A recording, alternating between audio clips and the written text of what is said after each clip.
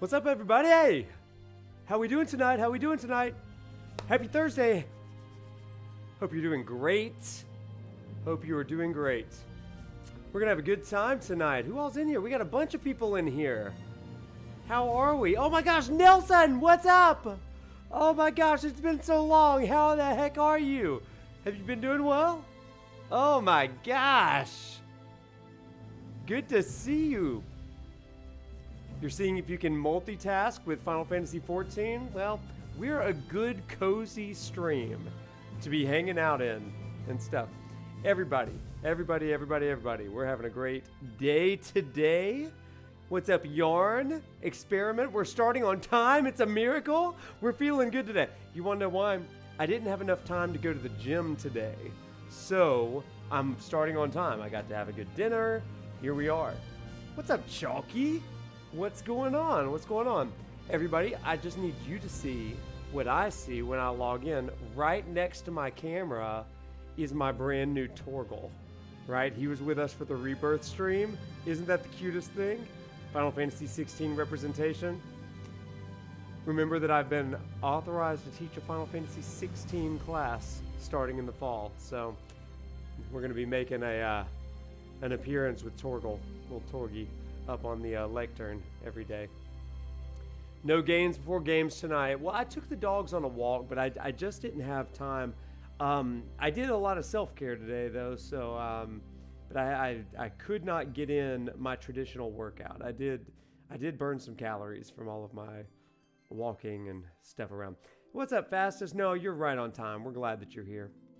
Well, everybody, we've got a lot to cover tonight, so we are going to get started as close to on time as possible, because my goal for tonight is chapter 16 and 17, and maybe we'll see how we're doing on time, but I think we're just going to do chapter 16 and 17. Okay, that's our goal. And on Tuesday of next week, we're going to finish up the game, chapter 18, and if we've got time, we'll do the Yuffie DLC as well. But for tonight, everybody, let me introduce myself. My name is Wade, aka ProfNoctis. I'm an actual professor at the University of Alabama, where I teach religion, myth, literature, theology, some philosophy, all through video games, particularly through Final Fantasy as a series. And I'm so glad that you've come to join us on this Tuesday night. If this is your first time in, special welcome and thank you for you hopping in. I'm so glad that you are here. If you aren't feeling shy, then just say hey. Otherwise, you can just kind of chill and enjoy the vibes. Well, let's go ahead and get started, everybody. Last time we left off, we had just entered into Shinra Tower after a very, very, very long climb up some stairs. So tonight, we pick up right where we left off. Am I that Final Fantasy Professor guy? That is the rumor, and the rumors are true. So let's get into it, shall we? Does it feel efficient tonight? Does it feel like we're actually on time doing things tonight? That's what it feels like. All right, and we are back. Like I said, we are at the top of, or at the upper levels of Shinra Tower. So I'd like to start out this stream like I like to start out so many of our streams, with some basic research questions. Tonight, we are learning about Shinra as a corporation. We're learning about we're learning about Shinra management. We're learning about what they believe as a company. But also tonight, we are going to finally talk about the Lifestream. We're going to talk about the Lifestream, and that's going to be a little bit later on tonight, though. So, if you have no idea what the world of Final Fantasy VII is, and you're just here for good vibes, you're in the right place. I hope that you're doing well. But as we hang out, our lecture thesis questions for tonight are simple. Number one, what does a theology about the Lifestream do for the general people? What does the understanding of the Lifestream do for Shinra? Do for the people that live below the plate on the lower level of Midgar? And ultimately, how does it all interact with our players? So we're talking about theologies of the Lifestream tonight. It's going to be a really fun time. While we are at it, we're talking about Shinra management, from Scarlet to Heidegger, Hojo to Palmer, and of course President Shinra himself. So we will dive right on into it. So I want to hear your thoughts on theologies of the Lifestream. Does it remind you of real-world theologies of religion or myth throughout history? And what do you take of it?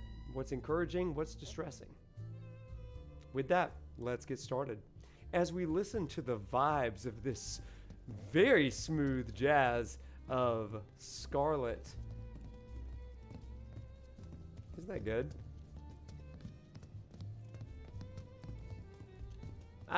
First to the stream thunder. What's up, Kuya? What's up, Jedi? God, we got everybody in. Y'all, I love the Shinra Tower aesthetic. It is so cool. I also love the holograms here. Yo! Oh, we got a visitor's pass. You must be here for our grand tour. Visitors have access to floors 60, 61, 62, as well as floor All right, Amy. 63. You will proceed in that order. By the exit of each floor, you will find Jeff Bezos does wish. the key card in your possession. Should we say that? Thereby Since he allowing you owns to Twitch? access the next floor. And now begins your grand tour. Please enjoy the Shinra experience. Why has this whole thing gotta be such a big pain in the ass? I don't know about you, but this is kind of weird. Kind of You think weird. Everything's going too well. Yeah, I do. Think this is a trap? Ha! If it is, then bring it on. Let's get this party started. Oh, zoom in on Barrett's butt there. That's great. This music is like so good. It's almost too much. I love it. Oh, you missed the last stream. You were no-lifing the demo Tuesday, but we're here now. That's okay. This is Shinra HQ. The hell did you expect? We played the heck out of the demo that night, too. Guess you know about all the rules, regulations, and red tape. It's like coming home, huh? Nelson, your serotonin levels are lower when Aerith isn't on screen. Dude, that's why we're going to save her. That's why we're going to save her. You know, I never really thought of myself as as like an Aerith Clarith shipper, and I'm probably not. I mean, ultimately, I've said several times I'm not much of a shipper, but I love Aerith. I love her. Like, I love her. They're not saying I know that much. You're about to do a third run of the demo? Heck yeah. Bit trippy, but reminded you of the Lifestream's visualizations? What did? Oh, wait. Oh, you have a whole block of text I missed up here. It reminds you of the docu-series you've been watching. So you've been watching The Surviving Grief. Deals with people's personal experiences with the afterlife. Crap, I've got to watch that. Oh, cutscene. Yes, every reactor, every pillar. Like I said, a full inspection. There's no telling what kind of damage there might be. If you see anything out of the ordinary, I want to know.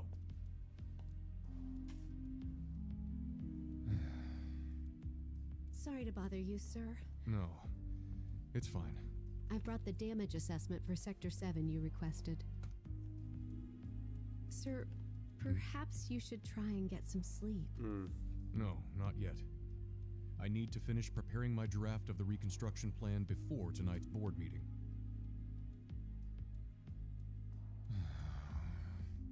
Whatever reasons they might have had, destroying an entire sector it's beyond the pale. Beyond the Director. pale. I would strongly advise you not to say such things outside of this room. Don't I know it?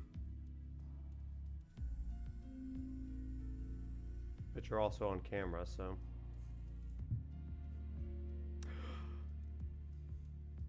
There we are on camera too.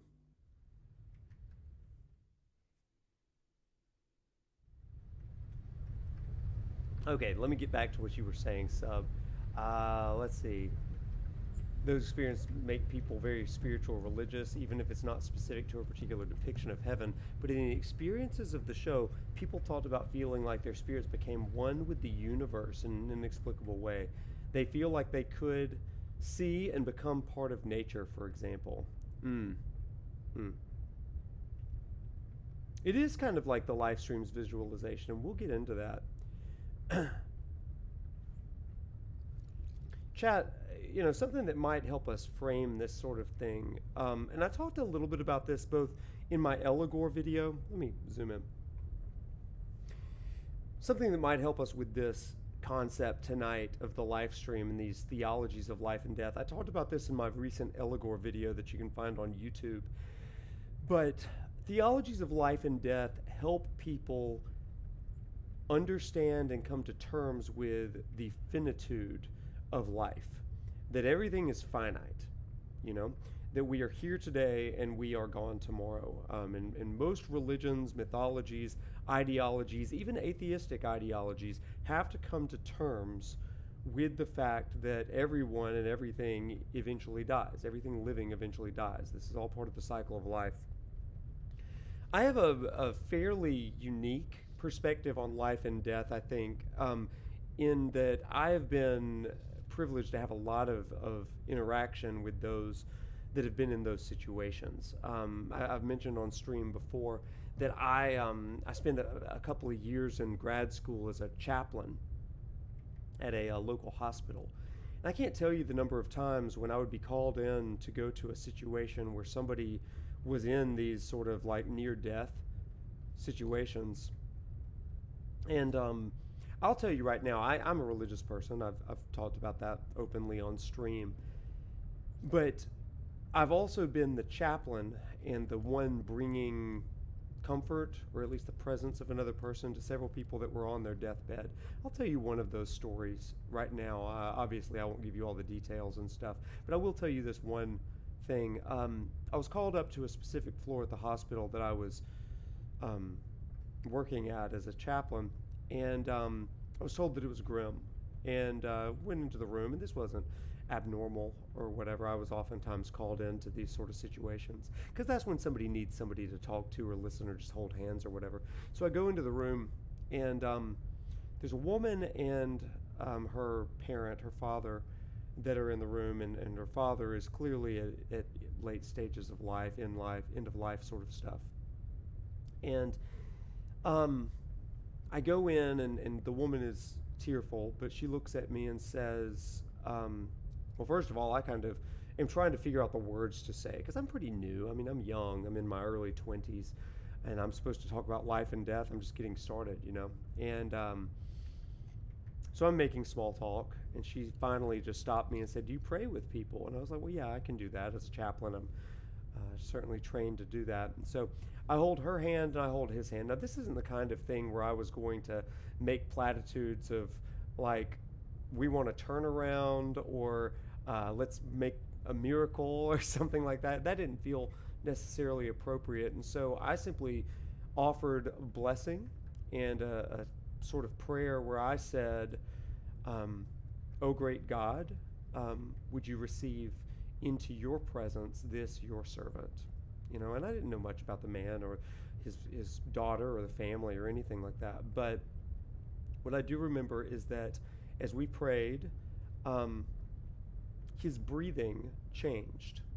And there in that moment, we looked up, and while his face had been kind of gnarled and kind of closed in on itself in pain almost, his face became very peaceful. And shortly after the prayer, I mean, we're talking seconds, he breathed his last breath. And his daughter was there with him in that moment, and we just had this powerful moment of there is a thin place here, a thin space where the veil between life and death, time and eternity is pulled back, and he was in this in-between space, and then he departed. I share that with you tonight because it was one of those stories that's an all-timer for me. I don't know what anybody believes about the afterlife. What I'll say is this: anybody that says they know for certain and is still breathing probably is probably wrong in their thinking. You know, I've heard everything from clouds to gold-laden streets, all that kind of stuff. But what I will say is those that know for sure, well, they're not telling us. The rest of us, we kind of struggle with this. And so tonight, we're going to learn about some ideologies in this game of how people come to understand the circle and the cycle of life. Okay? So, yeah, that is a story to come in on, isn't it? But I think it's rooted right in this. So thank you for humoring me as we talk about some of this stuff tonight. Starting with some serious topics tonight, aren't we? Man, oh man. And up we go. Are we going up at this point? Are we chilling here for a second? No, we're going up one more level. No, we're not. We're going to do this. What a time to come in. What's up, Conjugate? How you doing?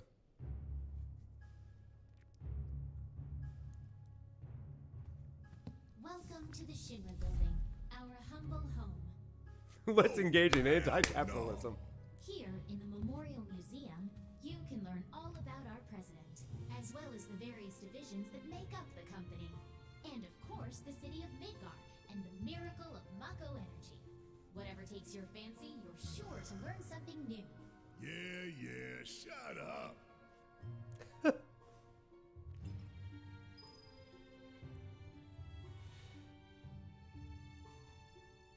All right, folks, so now we are in the Shinra Museum.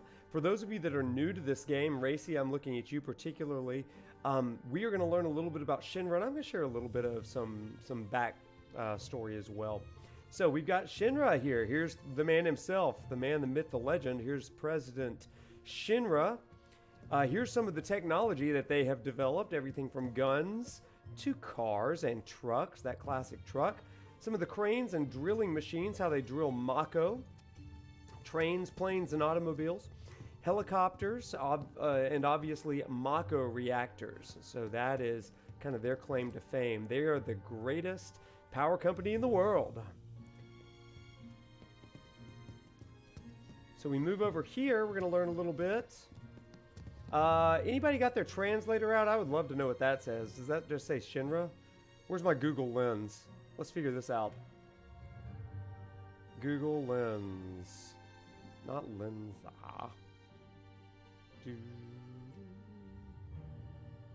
What does this say? Does anybody know just off the bat? How do I like the chair? I like it. I like it a lot, actually. Might need a closer look in photo mode. That's a great idea. That's why you're in the chat, sub. That's what we do. Those aren't how you get to photo mode. I was pressing the buttons like it was in Final Fantasy 16. Get that glare out of the way. Okay, let's see what we can do.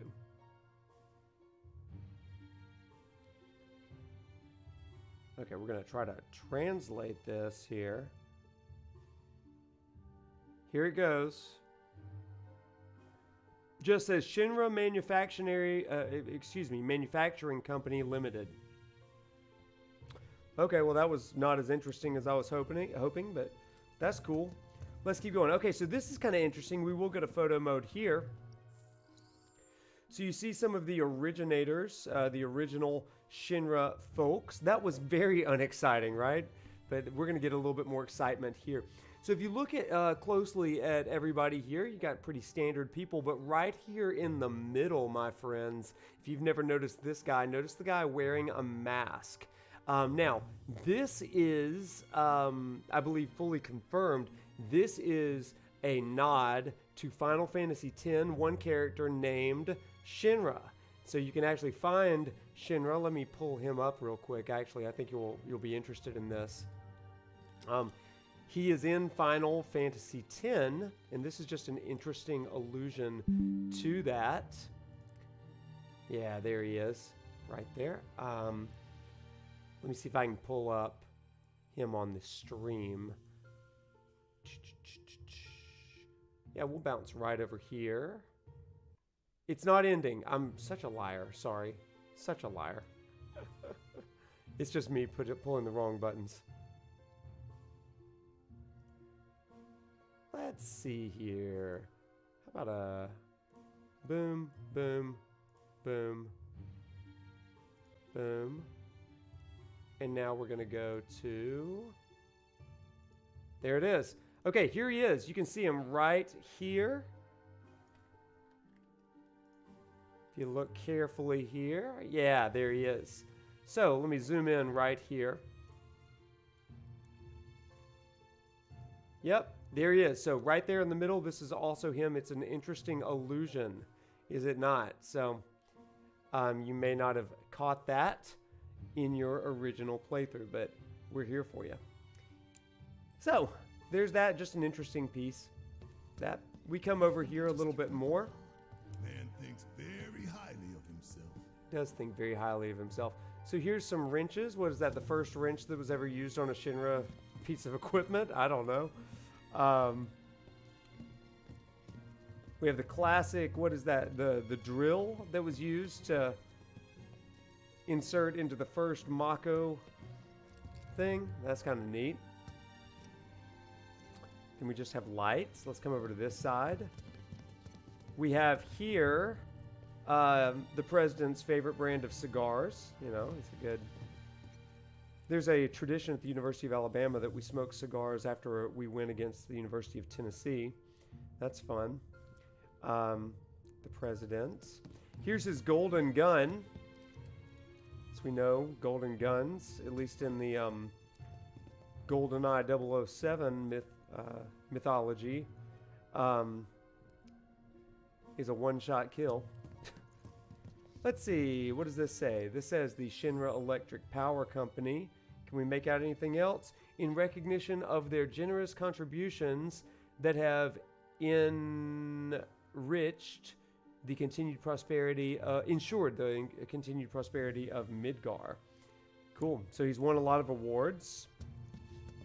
And then we've got President Shinra on the left, and Mayor Domino, the mayor of Midgar, on the right. So there we go. That's pretty fun. How we doing in this history lesson, everybody that's new to Final Fantasy VII? Doing all right with this stuff? It's kind of the learning segment of our Chapter 16. I love this museum, by the way. Rewards he had given to himself. The best rewards are those that you give to yourself, right? Hey everybody, how's the grand tour? I hope you're all enjoying yourselves. Wasn't it Oh, fun we to are. learn about Shinra and our esteemed president? And to get a peek at the president's Oh, look at this. mementos? That was super cool. There's all of our people. There's Scarlet. You already saw Hojo. And there's Heidegger. We know him. Grand Philosopher. And we've got Reeve. Love Reeve. He's over, I think, urban development. We'll learn a little bit more from him. And then finally, we've got good old Palmer. One thing we know about Palmer is, in addition to aeronautics or aerospace, The next exhibit will teach you about he the loves important tea work with we do lard in here it. by giving you a closer look at each of our divisions. Mm. I hope you're ready to be amazed, because you simply won't believe all the exciting adventures Look at we that guy. have here. Hojo got to go. Just wait till we see him at Costa del Sol at the beach, and he's in a These Speedo. all look so familiar. Because we've destroyed a bunch of them already. And we've killed a lot of these guys.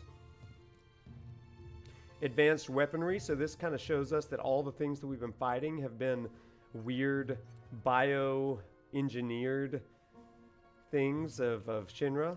Yeah, crazy. What's up, Chrono? No, you're right on time. The exhibit is currently undergoing maintenance.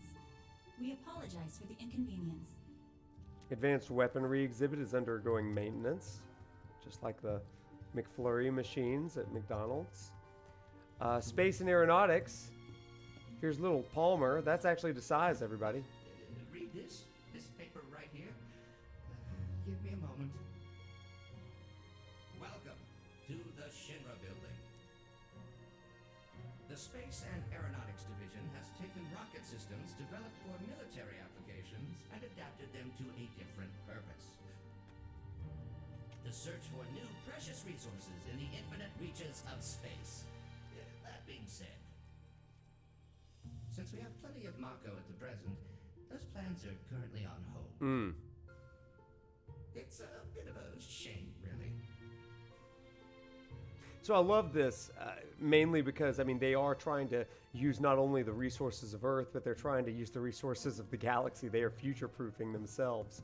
And so I love that. Now, for those of you that know the original game story, you know that Palmer comes into play a little bit more once we get to places like Rocket Town, when we meet Sid, who is one of my personal favorites. Maybe it's because of his good old Alabama sensibilities of Southern drawl and good old boy sort of stuff.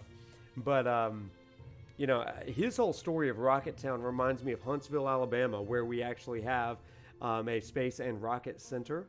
And one of the coolest things that Alabama offers. And Sid's story has always reminded me of the Huntsville Space and Rocket Center. In fact, at the University of Alabama, we've got a pretty great aerospace engineering major. I've had a lot of students that have come through that. So, of course, I got to share some of the Sid stuff with those students. I had a student a few years ago that really, really liked Sid for that reason. Research and development. We've got old Hojo here. Welcome to Shinra headquarters. My duties as Director of Research and Development are, in all likelihood, far beyond your ability to comprehend. What a jerk. There will be no presentation, as it would be a waste of my time and yours. But rest assured, we are making great strides. Albeit not at this particular moment, because I'm filming this rubbish instead. Such an academic. I believe I've wasted enough of my precious time as it is. Science waits for no one, after all. So, good day. Honest to God, like, relatable. I've wasted enough of my time filming this stupid thing today. So many things. I feel like I've wasted enough of my stupid time by doing this meeting or whatever. Y'all, real talk. Real talk. Can I tell you something, chat? This was an actual Hojo moment of mine the other day. I was sometimes I'm called in as a consultant for different groups, and sometimes that's other religious organizations, different departments. And recently I was called into a church, and so I was giving them some consultant sort of advice, and I was talking. They'd asked me a question about meetings, okay, and like how you should structure meetings. And I do a lot of leadership development and professional coaching with other people. So they were asking me a bunch of questions about this, and I said, everybody, boundaries are important. One of the number one things that you can do is talk boundaries. And so I was using their own language here, and I said, as it says in your Bible, in the book of Nehemiah, one of my favorite things, I need to have it posted on like some driftwood. It says, I am too busy doing this great work to come and meet with you. I love that. Let that be my away message. I'm too busy doing a great work to come and meet with you. I said, use that to say no to more meetings, everybody, because it's a waste of your time and it's a waste of mine. So they were like, you don't like meetings? I was like, no, meetings are worthless. Most meetings, like 90% of meetings can be an email. They were like, you are not a very positive coach. I'm like, I'm not. Let's learn about Heidegger. The public security exhibit is currently undergoing maintenance. We apologize for the inconvenience. Okay, never mind, Heidegger. We've already learned enough about Heidegger. So Heidegger is he is all about public security. So we see soldiers over here. He's in charge, along with Hojo, to some degree, about research and development of security, of soldiers, of warfare. Here's the arms that we really, really, really hated. They're fine the first time you do it, but ugh. Here's some of the bikes. I think Roche rides on a bike like that. Here's some of those guys that I hate fighting. Here's a plan for Sector 8, everybody. That's kind of cool. Oh, you want to talk about Zoom meetings real quick? Let me tell you something that's happening. So this is actually an announcement as well. So next Tuesday, I was supposed to publish my third and final video for Final Fantasy VII Remake lecture series. While that video is coming along very nicely right now, really according to plan, I am going to push it back. And the reason why, and the way that this goes along with Zoom meetings, is because I am getting a teleprompter. that's going to actually make the video production process a lot easier. And it comes in on Tuesday, so I'm delaying that video. The reason it comes to mind right now is because of Zoom meetings. Did you know on this teleprompter that I'm getting, you can actually run meetings and chat? So and you can actually run video games on it. So you are looking into the camera, but it looks like you aren't reading something. It's one of the funniest things. So like that teleprompter is going to be like, it's going to be a lifesaver, both for you, because I'm going to have the chat on the teleprompter, on the camera, and I'm definitely going to use it on Zoom and on other things. Really funny stuff. Anyway, we're never going to get through this game at this rate. All right, so here's some of the building plan that Midgar Urban Development under Reeve is working on. You curse like a sailor every time you're called into an impromptu team meeting. Yeah. Professional Noctis, let me tell you, I've been using a pretty okay teleprompter, but this is like a professional teleprompter. The Elgato prompter finally got back in stock, and I've been waiting for like 3 months for it. And they're sending it next Tuesday, so I'm really excited for that.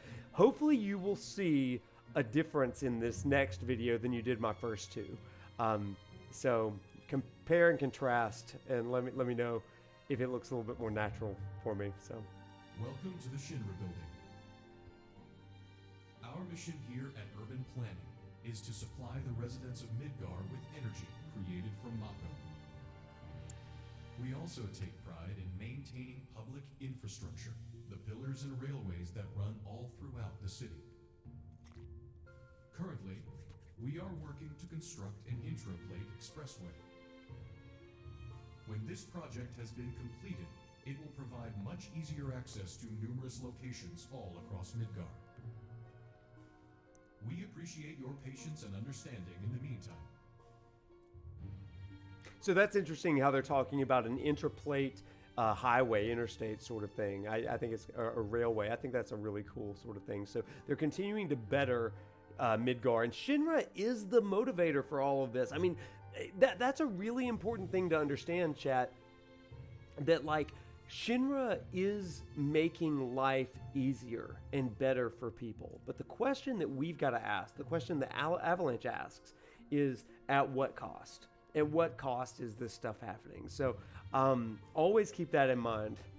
Yeah, so I have done 1, maybe 2 streams in a full suit in my professor gear, I guess.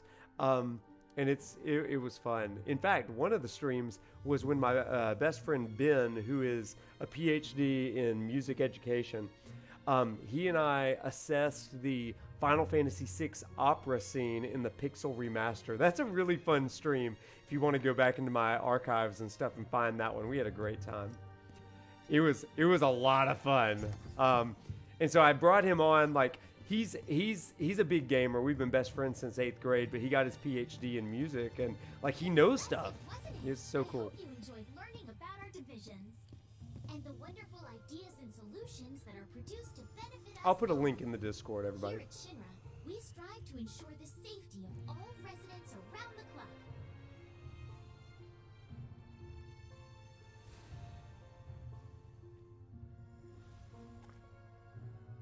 And it was also a first reaction stream to that particular part of the game. I had played the opera before, but I had never done the Pixel remaster with the fully voiced stuff. Oh man, it's beautiful. Kuya, the Rebirth demo music was out of this world. I need the Tifa cowgirl theme on repeat. The next exhibit will teach you all about the miracle of Mako energy and our reactors, as well as the city of Midgar itself. So come on! I love this, you guys. I freaking love the museum. I love it. This is Midgar, our home, recreated in 1/10,000th scale. As you can see here, the 8 Mako reactors form a ring around the center of our city and keep Midgar running day and night. The Mako, which flows beneath our feet. Everybody, this is the same music that played at the opening of the game. We have developed technologies to extract it and transform it. I think it's called into the Midgar fuel and City of electricity Mako. that powers everything we do. Thanks to the miracle of Mako energy, our lives are richer and better than ever before. Mako keeps our lights on at night and made Midgar into the city that never sleeps. A triumph of technology and testament to man's potential. Nothing but a bunch of lies. Except that Mako has made people's lives better. Chat, what a point, right? It's made people blind. Ah. Blind to the cold hard truth. Even I used to buy into their bullshit. Remembering that It's arm. makes me even madder. Chat, we're gonna get that story in Rebirth. I'm so excited. Like his story of how he encountered Shinra. Oh man. So Chad, I mean, this is the dilemma, right?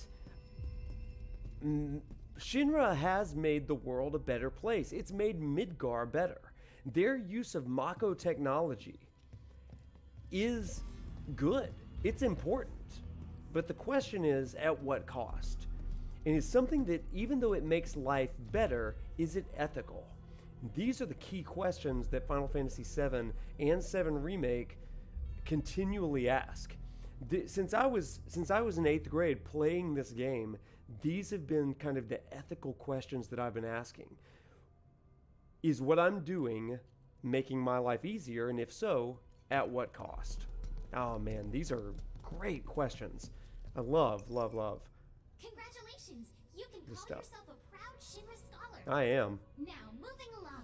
Next, you'll learn about our progress in advanced science and technology. Please proceed to the 61st floor, the visual entertainment. Okay, guys, this is the big one. I love this next part. Excuse me, Welcome Tifa. to the Visual Entertainment Hall, where we showcase Shinra's cutting-edge technology. Through an immersive visual and audio experience, please relax and enjoy the show. Okay, chat, let's preface here. For all of our newcomers, as well as those that haven't played 7 in a long time, this is a key scene. And while it is number one propaganda from Shinra, it's also important to note that there is truth to this. We're going to learn so much in this. Typically in the original game, we had to wait until Bugenhagen, or Bugenhagen, or however you say his name. You had to wait for that moment in Cosmo Canyon to understand some of this stuff. But here we're getting Shinra's perspective on the life cycle of the planet, of life and death, and this is the core of theology. Now, I want you to know, there are elements of truth to this, but it's with a Shinra glaze. And this is why it's so important to always ask the question of what's in it for the teller of this story, whether that's theology, philosophy, ideology, politics, you name it. It's always the question of what is in it for the person that is giving this to me. So we're going to ask what's true about this and what's in it for Shinra, because both of these things come out in this particular mode. Let's watch together.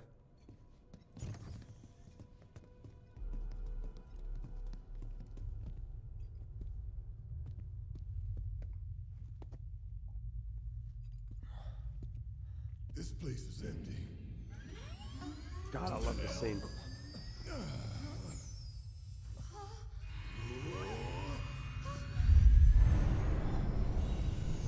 IMAX. Yeah, this is the one, Zach.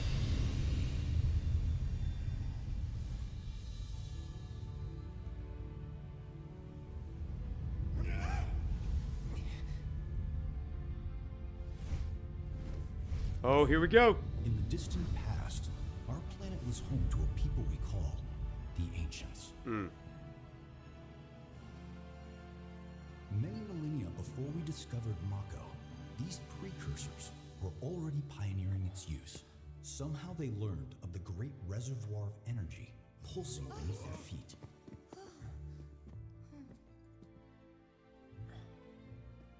And once they had, the Ancients developed the means to harness this powerful energy. Powerful scene here. And bend it to their will.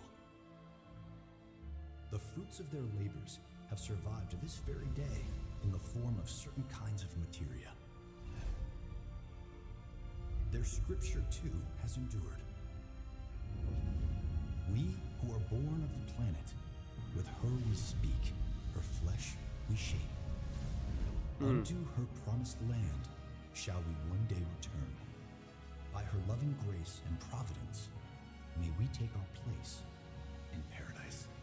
That notion of providence, everybody, that's big. Alas, the ancients themselves are long gone.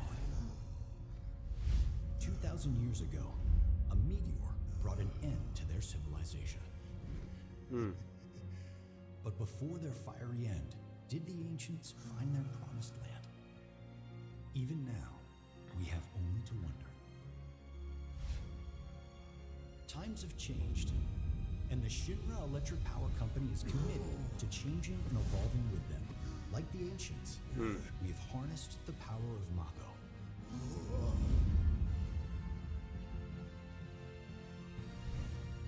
Are they out there watching us, waiting for us to join them? So good. In some blessed corner of the world. A green and verdant land where boundless Mako energy will provide for our every need. Shinra is working for you to fulfill the hope of the ancients and lead us to that promised land. We shall not rest until our dream is realized. Neo Midgar there. That's, yeah. Amazing. That it?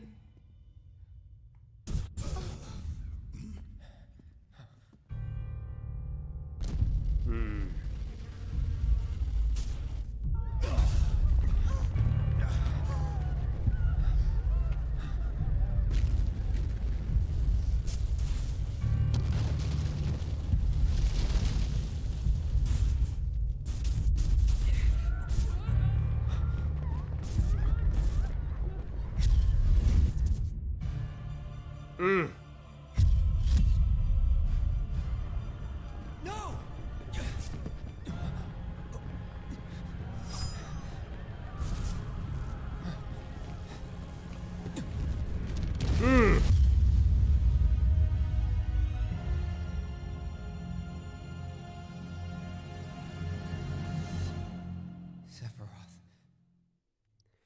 Chat, let's chat for a second because that was a whole heck of a lot to talk about. So first of all, we've got to talk about the actual scene, and then we're going to talk about the Sephiroth stuff at the end, right? So first things first, what did you hear as far as a theology of some of the presentation from Shinra and the Ancients?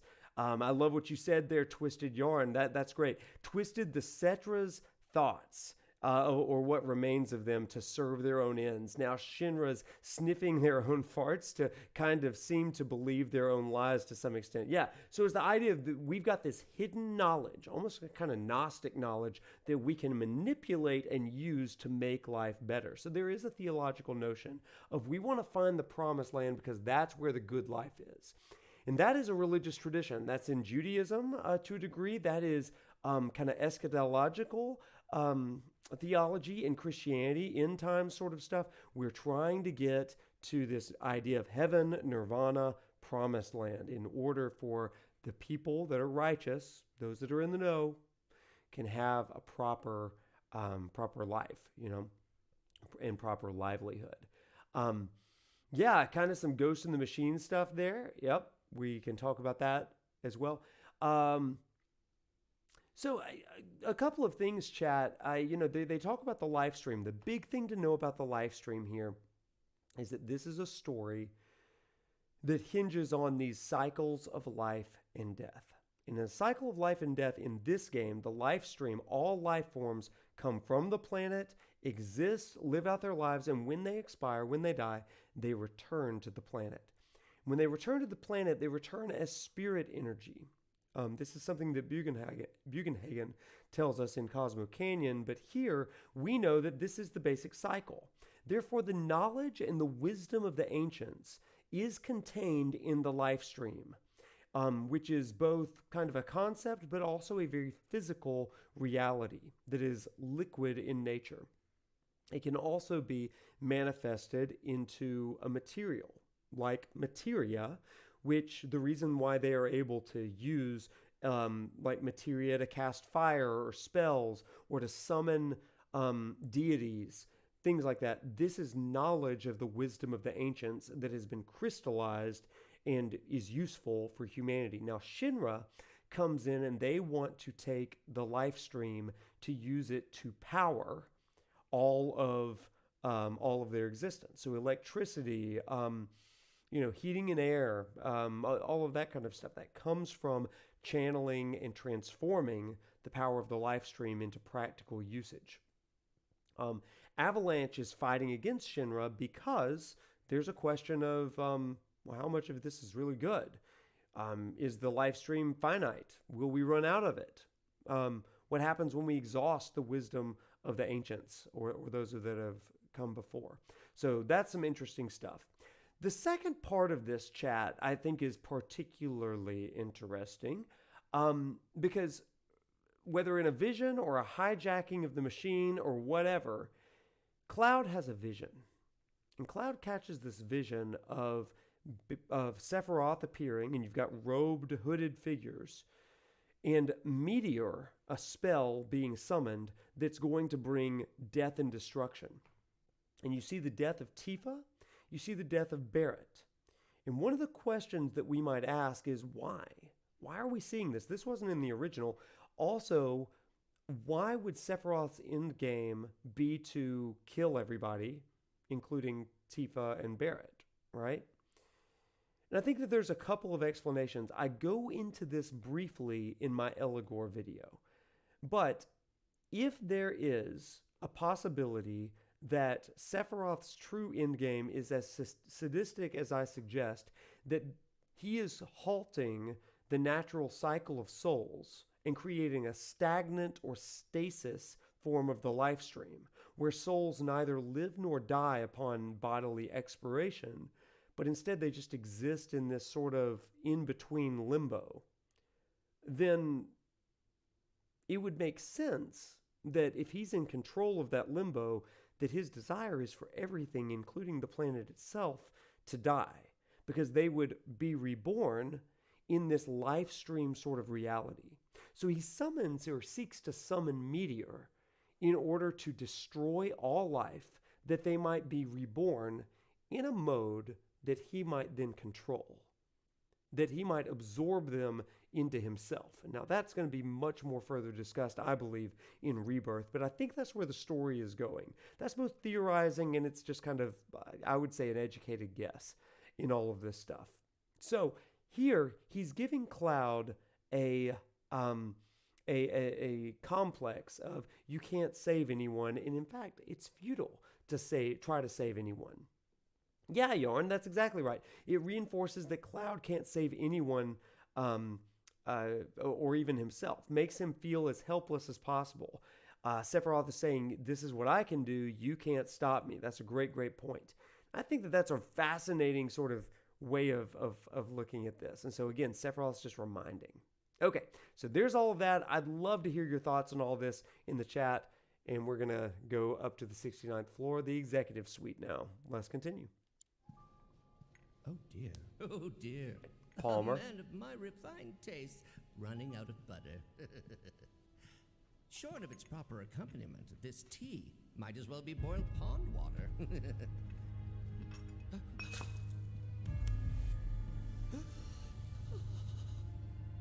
There goes Sephiroth. No, it couldn't possibly have been. I freaking love Palmer. He's so Crazy weird. ass thing made me want to puke. And not just because of the presentation, but the content too. Ought to come with a warning. That ain't for kids. That wasn't just a movie. That huge meteor, what was that about? Like I said, nothing you should show a kid. Thank you, sir. Whoa, Jeffrey, thank you for the sub. So yeah, interesting stuff. Nothing you should show a kid there. They recognize it as propaganda, but they also... the question for us is, did they see what Cloud saw? And I would say no, they did not. Mainly because they died in the vision and they didn't see that. But someone once said, well, yeah, they saw it because they asked about the meteor. But remember, they talk about the meteor coming and it exterminates the ancients. So anyway, we'll continue. Congratulations! You can call yourself a proud Shinra expert! You're of Shinra. Right. Next, you'll be visiting the repository for Shinra's expertise and know-how. Please make your way to the 62nd floor, the corporate archive. What the? Oh, this guy. Hey, let me say this real quick, chat. They did such an amazing job of this. I mean, just putting the hands of proselytism in the hands of those that come to the museum. Remember, everybody, tell your friends about this. Tell everybody you know about how great Shinra is. I took a couple of classes in grad school on cults, and that's one of the things that's like really big. Like, how are we going out and telling everybody how great we are? So, anyway, let's go. Greetings and welcome, Avalanche, I presume. My name is Hart, and it's a pleasure to meet you. What's up, I've come Roxy? to escort you to Mayor Domino, per his request. The mayor of Midgar? The empty suit that's just a mouthpiece for Shinra? Yes. The mayor of our Yes. dear Midgar. The most magnificent city ever built. That Mayor Domino. That. The visual entertainment hall has been experiencing technical difficulties of late, and he suspected that these difficulties might impede your progress. So what does the mayor want with us? I'm afraid you'll have to ask him that yourself. Well, we will do it. Guess we're supposed to follow.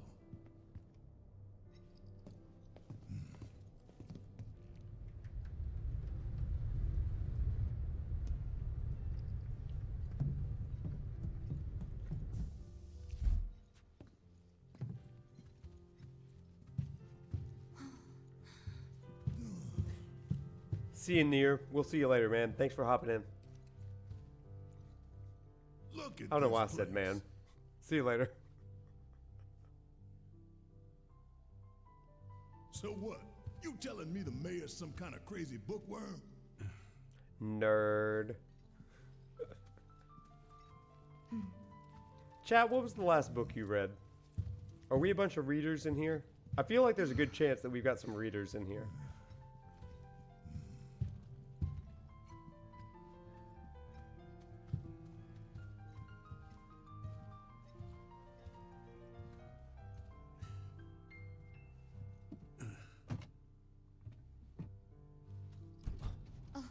What was the last good book that you read? Or what's a book you're about to read, want to read? I just finished the Reacher series and Percy Jackson on Netflix and Disney Plus, and I think I'm going to pick up the Reacher series next. Oh, you read Traces of Two Paths? Did you like it? Crime and Punishment. Okay, we got a big reader over here. Authority by Jeff Vanderbilt. I haven't heard of that one. That's awesome. I used to read that I had If kids. this is a trap, you're a dead man. You hear?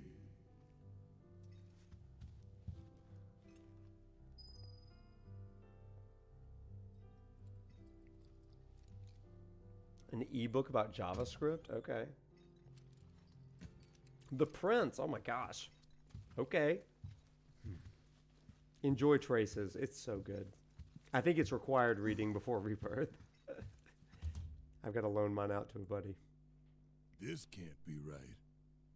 Ah, wonderful. You finally made it. I am the mayor of the great metropolis of Mako. I love this guy. Domino, at your service. I must say you three haven't exactly been discreet. Huh? I wonder who's been cleaning up all your messes. What the hell's going on?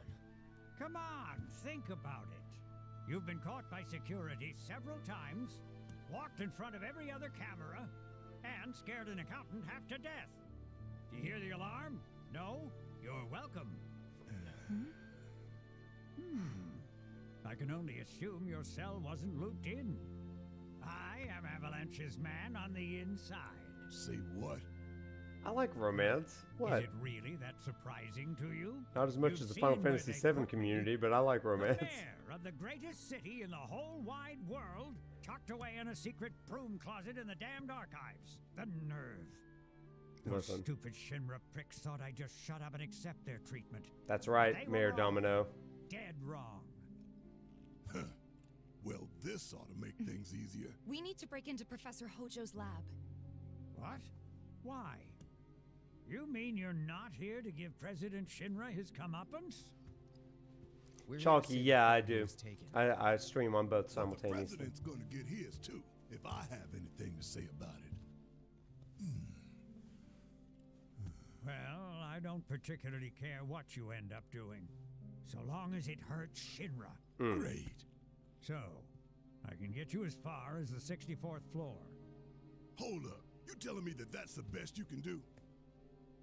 That is indeed the best that I can do. But you're the mayor. But you're the mayor? Does this look like the office of a mayor? I'm a glorified librarian, nothing more. They don't even invite me to their meetings. Sorting records and reports, that's all I do. My hands and fingers have more paper cuts than skin. No one knows my pain, my daily torment. They've made me a pathetic shell of a man. Okay, they did you wrong like us, but we'll make it right. So just calm down. Deep breaths, man. Deep breaths.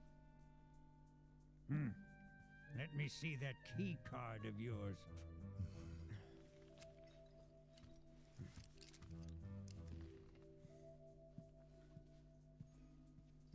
I love the mayor. I love the mayor. I loved him in the original, even though he had like two There you lines are. of dialogue. You can now use it to access the recreational facility on the 63rd floor. And Yeah, then get them what are we supposed gains. to do? You look for a fellow Avalanche collaborator. Identify yourselves and he'll give you a key card to the 64th. The countersign is, the mayor is the best. Midgar's mayor is nothing less. Everyone says he's cooler than the rest.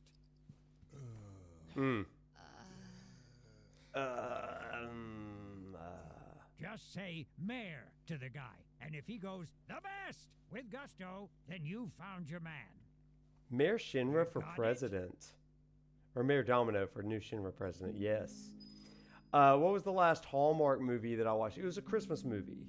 I don't remember what it was called, but it was good. I liked it.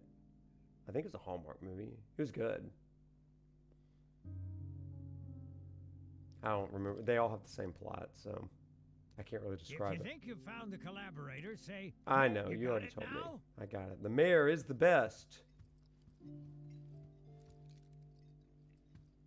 Hey, Barrett. Hey, Tifa. Y'all ready? Let's go. Let's go find the collaborators. I still can't believe the mayor is working with Avalanche. Me Would've been nice neither. to know. Idiots at HQ should have kept us in the loop. You beat Integrate on hard mode? Did you like it? I love Integrate, personally.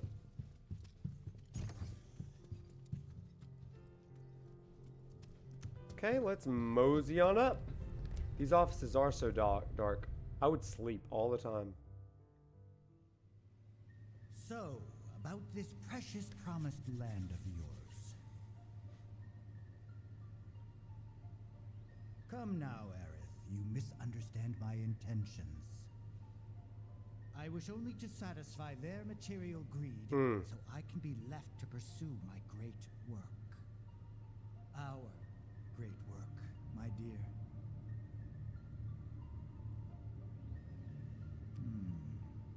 You're the spitting image of her now. I regret it to this day.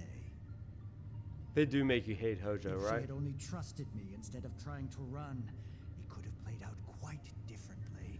What a terrible tragedy to lose the last of the pure-blooded ancients. Though not completely, would you like to see your mother? Albeit through the lens of one of my microscopes. Did you really think we'd leave such a precious specimen to rot in the ground? We collected and cataloged every last bit of her. Hair, skin, organs, every fragment of every bone. As breathtaking in death as in life. was you, my dear. Ifalna was elegance, right down to her cellular structure. And there it is, that same elegance. Oh, yes. Time for yet another meeting. Another meeting, you know what I'm saying? Sit tight. I won't be long. Yeah.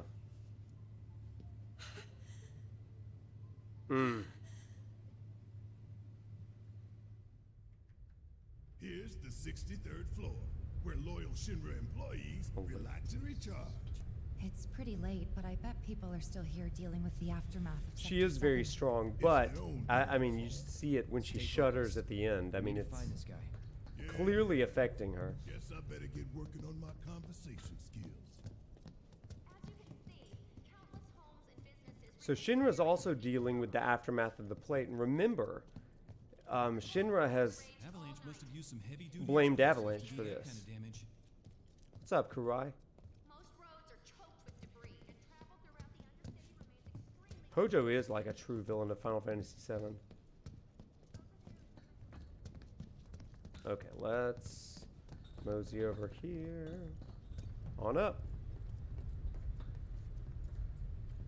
Yeah, it is. Hojo is bonkers. Queen Aerith. We must protect Queen Aerith. Okay, we'll continue going up the escalator. There's only one way in and out. We can't get lost here. Come into your GameStop. Oh no, no, Roxy, no. That's terrible. I've said occasionally that I wanted to manage a local GameStop, but man, though honestly, sometimes working in on a college campus is kind of like managing that sort of thing too. So, oh, I think I missed something. Let's come back down.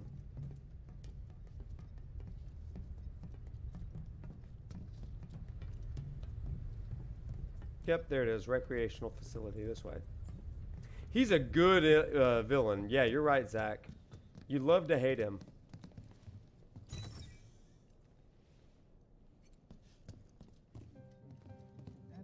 They look busy. Plate did just fall. What kind of particulates in the air? Yep. Seeing them He like is. this somehow makes me feel a little bit better. The support is getting overwhelmed by calls. We'll have to resort to AI operators. Let's find our contact. Not seeing any security around. One less thing to worry about. I hate him as a character in the game, but I love him as a character, as a villain, you know? But here you get to see like the normal people that are working at Shinra. They are in scramble mode after the plate fall. I think that's a really cool touch. I love that they're giving us the full understanding of Shinra as an organization. That's one thing that Remake does really, really well. They kind of try to do it in the original, but here it really, really pays off, I think. Oh, let's talk to these people over here. Oh, he just wants to get a soda. Relatable. Where are you, Mr. Collaborator? I think we just need to start talking to people who look the part. Remember, say mayor. If they say the best, then we have a winner. Thank you, Tifa and Barrett. Let's be discreet, though. So let's do some basic stereotyping and profiling to see who looks like a collaborator. The mayor. Now, we don't really wait for an answer from this guy. He could have been the collaborator, right? Jerome, we are absolutely going to find him on the beach. Hello there. So, what'll it be for you today? The mayor. The mayor. Mayo? Sorry, we don't have any here.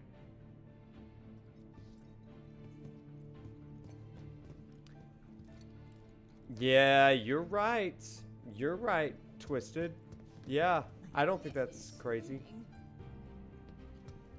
Look at them. They're on a lunch date. Jim and Pam over here. Enjoy your lunch. So, what's going to happen now? That's an L. No, I hate mayo. Oh. Today we welcome a special guest, Shinra's Director of Public Security, who has an important message to share with us. Everyone here at Shinra is deeply saddened and outraged by this unconscionable act of terrorism. But at the same time, we will not be cowed by threats or violence. To the people of Midgar, I make this vow. We will find the villains responsible and bring them to justice. Bring it. Are you listening, Avalanche? You cowardly dogs! Run all you like. Shinra is coming. Shinra is Do you coming. think the other plates are in danger? Is it true that Wu Tai is gonna attack us again? My party destroyed all of these chairs over here. Rescue officer go. Hey, the mayor. Are you military? Cool, cool. I guess things have been keeping you pretty busy around here. You found the guys who did this yet? The mayor. Huh? What about the mayor? Never mind. I love that Cloud is just like mid-conversation. He doesn't subtly do it. He's just like, the mayor. What can I help you with, sir? The mayor. Sure is nice outside. The mayor. No, I'm gonna be here a while longer. The mayor. Hey, shush. I'm on the phone. But the mayor. Like, be for real. Be cool, Cloud. I'd be a great spy. Cloud is not. Hey, guy, you look like you're having a terrible bidet. Please, just leave me alone. The mayor.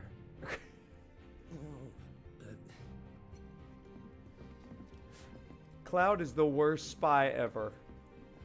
Anybody else? Let's go harass this guy. Hey. Better catch him soon. The mayor. Are you talking about Pokemon or Avalanche? Hard to say. Okay, up the stairs. We got any mayor fans around here? The hell's that? Combat sim. You can use it to train for battle in a virtual space. Does training in that thing really make you better? The mayor. You work here? I don't recognize you. Can I help you with something? The mayor. Is the best. Hey! To expect you. Need access to upper floors, right? That's right. Before I trust you with this key card, I need to see what you can actually do. Say what? Do you know what would happen if you got caught? We're putting our lives on the line here. Prove you're worth it. Hey, Jack. We have a state-of-the-art combat How you doing? simulator. That's a big question. It can provide a real I'll tell you my challenge, answer in a let me second. tell you. If you beat the sim, then the key card is all yours. The mayor. Yeah, so over on YouTube, Jack Batey asks, Prof, who do you like better, Steve Burton or Cody? So, I am probably not going to choose either one. Steve Burton was the first person that I ever heard voice Cloud, so he's always going to be special to me. I really, really like Steve. However, I love Cody Christian. I love him as an actor. I love him as a person. I love him as Cloud Strife. He was amazing in All American, and I think that what he does in this game is really, really great.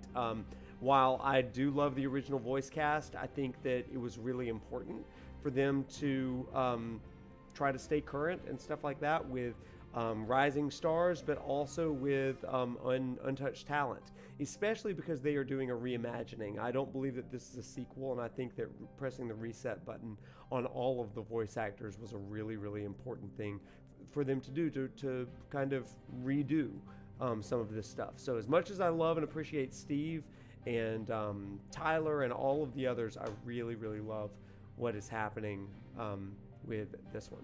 Yeah, I love them all. And I understand and appreciate what they're doing, I think is the big point. Yeah. Not every actor can transition to voice acting, but I think Cody's done a really great job. He was great in live action as far as like All American and Team Wolf, but he's great. I feel like we really have worked out on this.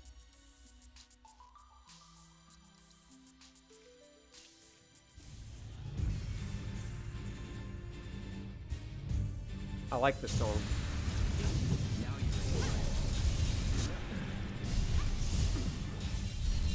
Gotta give it my all. Gotta give it my all. Yeah, let's go. Yeah, that's awesome, Jack. Yeah, I mean, Steve was the first one that I ever heard be Cloud, and like that is, you can't take that away from me, you know? Like, I love that. I appreciate what they're doing, but Steve did an incredible job.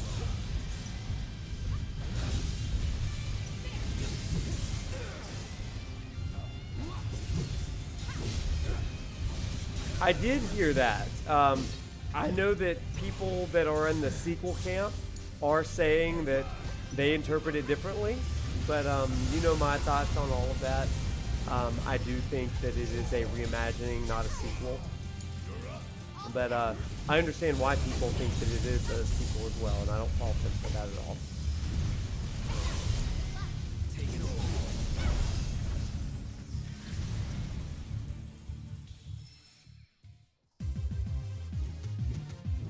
Oh, speaking of Matt Mercer, everybody, I heard on a Square Enix live stream yesterday that he actually said the name of Red 13's grandfather, or Nenaki. Do you know how he pronounced it? He said Bugenhagen. Hagen, not Hagen. So there's that. How about that? Unless Vincent never says it in Rebirth. That's from an official source, so go figure.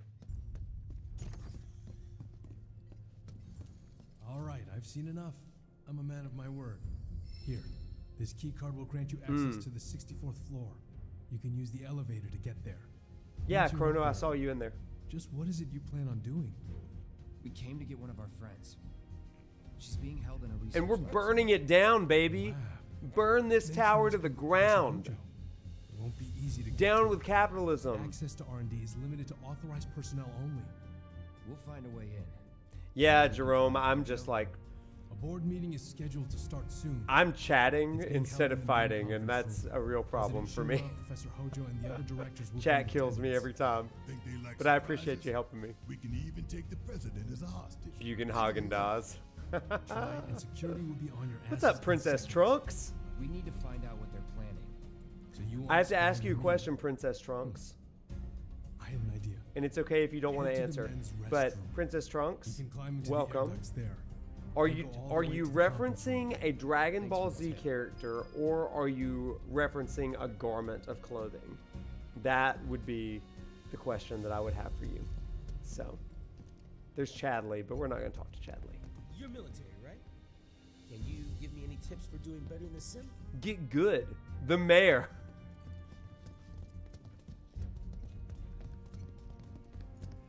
Hey, I'm doing great, Princess.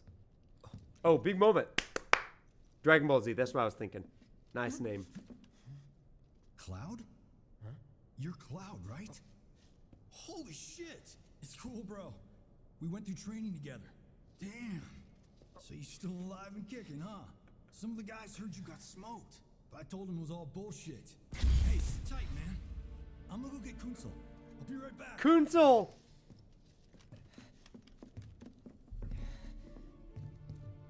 Kunsel. Buddy. You okay? Yeah, It's a great were Easter just- egg. I'm good. Thanks for the follow. Princess Trunks. Another brain zap. Chat, that's so cool, right? So they mentioned somebody that Cloud knows, Kunsel, somebody that he came through soldier training with, right? And oh my gosh, he glitches at that moment. We also know Kunsel from Crisis Core, which is the prequel to this game. And just like great stuff, right? I love that. Kunsel confirmed. I love a good Crisis Core reference. I am really curious about the canon way of playing this game. Where is that Rebirth? Do you play Crisis Core before you play Rebirth? Or do you play, I don't know, do you play it after the trilogy is complete? I know they released it after Remake, but I don't know. It's really cool. It's kind of like with Star Wars.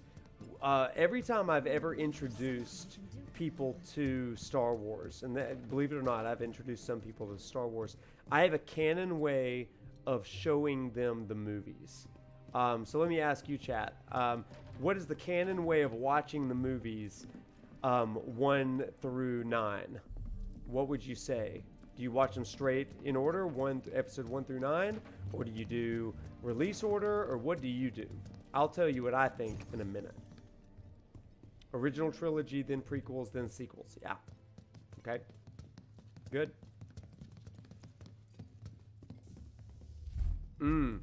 That's a good idea, Jedi. I trust the narrative is intact. It's Rock interesting. solid. The people have embraced the Wutai Avalanche conspiracy wholeheartedly. I've almost come to believe it myself. Wutai's response? Conjugate. I hear you. So far, nothing.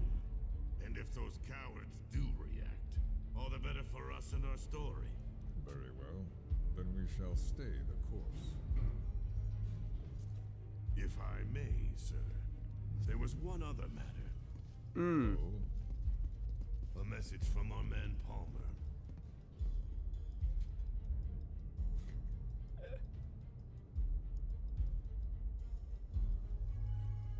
In release order? Okay.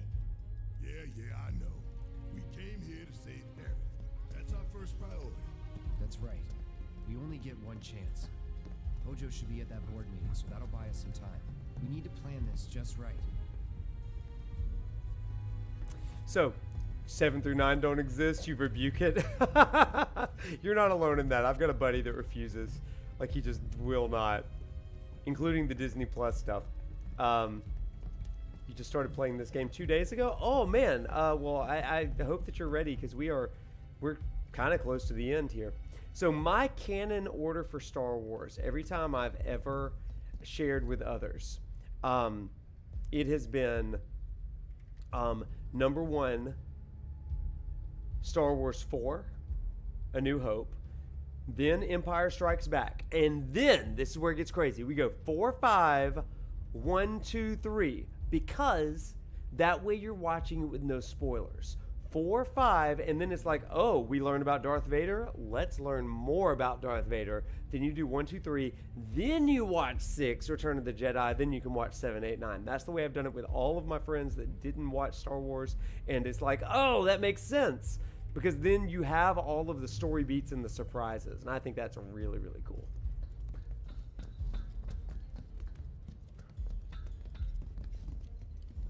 Yeah, Roxy, I'm really, really curious how that might work once it's all done.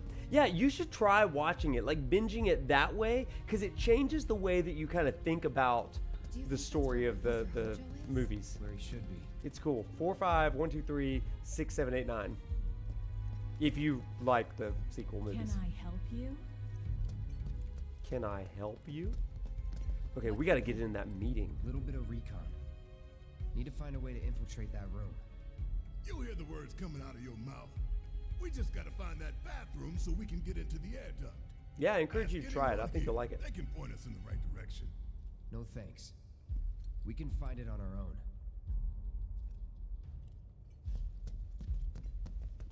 Okay, we'll find the bathroom. Oh wait, what'd this guy say? I don't recognize you. What department did you say you were from? Does the sword on my back give it away, sir? Alright, it's bathroom time. Also, chat, let's talk about the nature of Shinra's bathrooms. Tifa, it'd be better if you waited inside. Maybe, but this is... Oh, never mind. You're right. Tifa, it's fine. Okay, high-tech bathrooms. No one's in here. Love to show them what the ones down below look like. Come on. Let's just find that duct.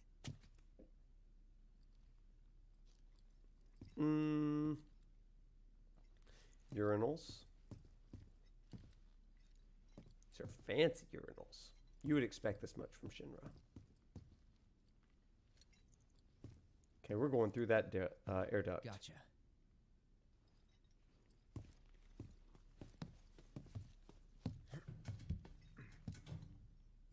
Not that I did that. Tifa's priorities.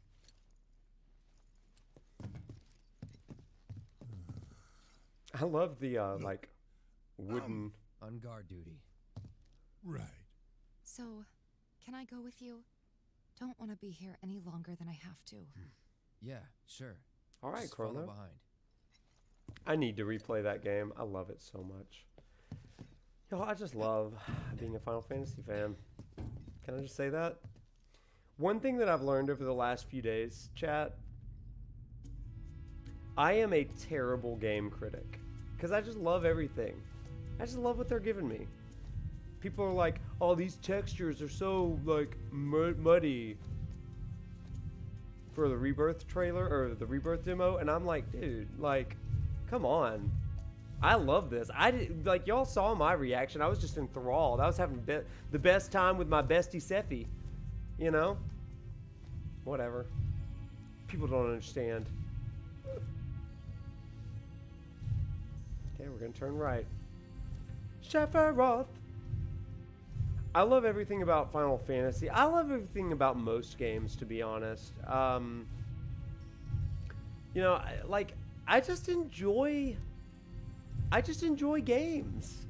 I don't know, like if I don't enjoy a game, I'm not gonna play it, right? I'm gonna try it and be like, this isn't for me, and I'm gonna quit it. But like most games, I'm gonna enjoy.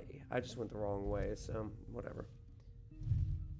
But I used to write critiques and reviews for a website. I was the editor-in-chief over at the Pixels, and like I was really good at editing other people's thoughts, but I wasn't really good at writing down my critiques of games because I was like, this game is awesome. And other people were like, really?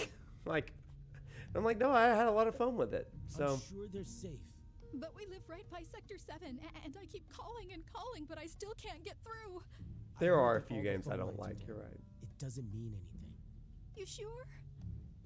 Pretty sure. Have you reported your relationship to HR? If a game is fun, that's enough for me too, Hoven. Bad texture. Anyway, Cloud's a nerd. I'm like, bad texture? Who was noticing that? I was too busy focused on Tifa's cowgirl outfit and Sephiroth's Depending hair. on the board's decision, we may start 2 projects simultaneously, rebuilding the plate and the city. Members of the Urban Planning Division will likely take That was a point middle on both. manager. Director Tuesti has ordered teams to come up with 3, 5, and 10-year plans. Each team needs to come up with a detailed proposal and schedule. We're going to have to put a lot of man-hours into this, so we'll need to start ASAP. Does anyone have any questions at all? If not, then we'll wait for the director to return. They are tired and done with this meeting. Well, chat, I mean, let me say this for a second.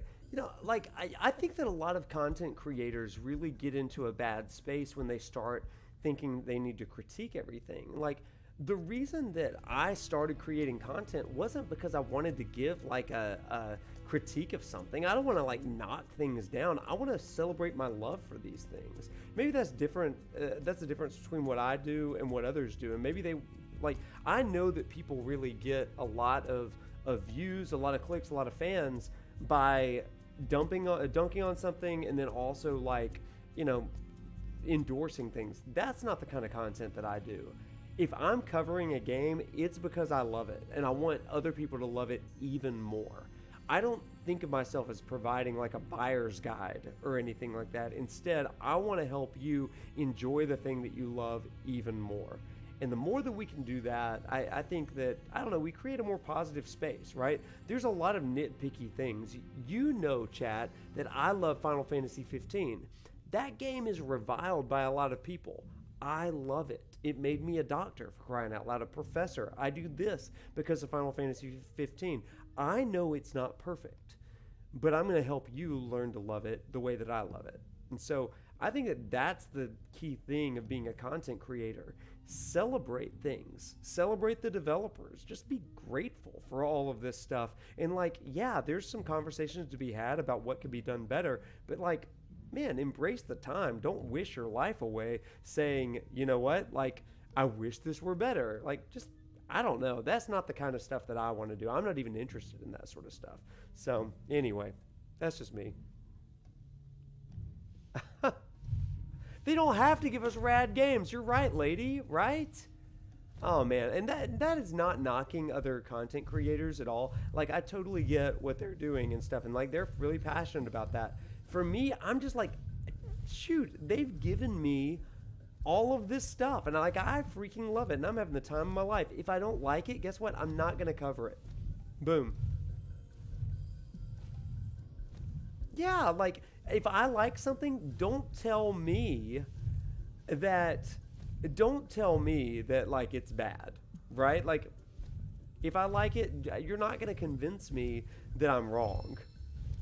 The people that go out of their way to try and get somebody to not like a game just because they don't like it, to try to ruin someone else's experience. Listen, I get that. I majored in Final Fantasy 15. People come for me on the daily.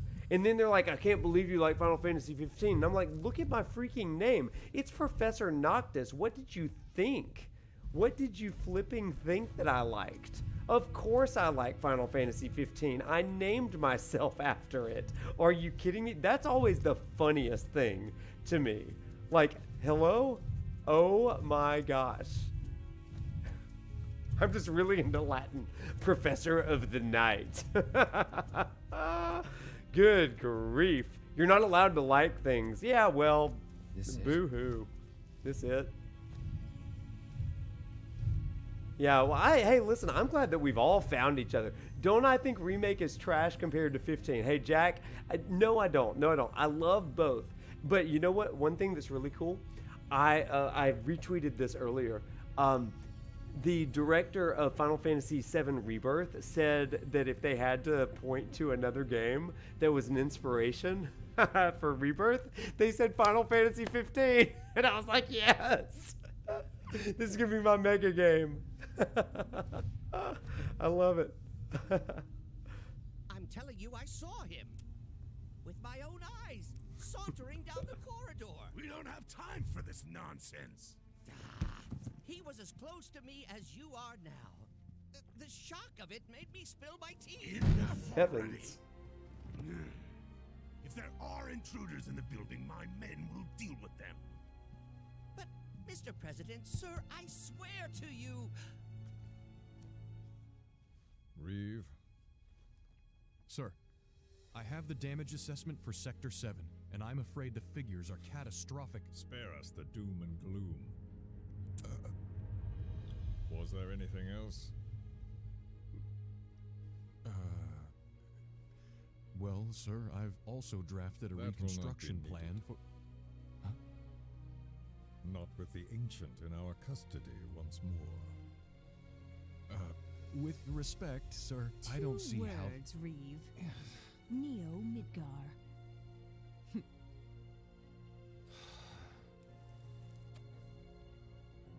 Jeffrey, that has been my question since 1997. We will build a new Mako-powered metropolis. Mr. President, we still don't know for sure that the Promised Land even...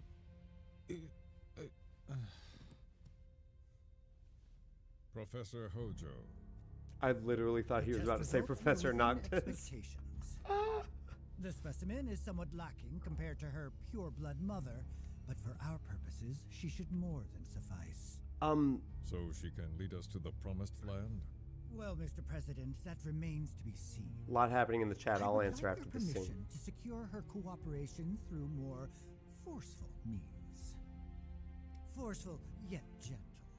She is a precious resource that must be handled with care. Personally, I've never had a problem with torture. My armory is at your disposal should you require anything. I had something more psychological in mind. Better to scar the psyche than mar the flesh. I love Palmer. I hate his penchant for tea Proceed and lard as you see fit. or butter. However, you will not make the same mistake twice. Is that clear? If I may, Mr. President, I have an idea how we might mitigate the risks. Simply put, we could have the Ancient reproduce. In the absence of a second specimen, we would need to identify an alternative mate. I would start with candidates from Soldier. These would, of course, include S and G types. Quite frankly, There's no telling what kind of properties a crossbred specimen might possess. So, what say you all? They don't like it. So even Shinra has some limits. They're like, no, we're not going to do that.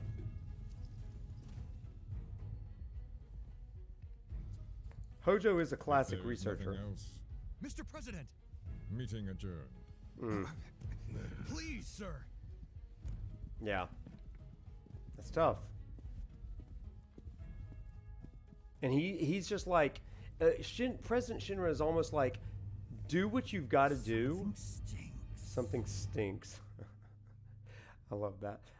But it is almost like, do what you've got to do. Don't let us know about it, right? Just get the results that we want. Go figure. Anything? The man in the lab. Thanks, Kuya. Head of R&D.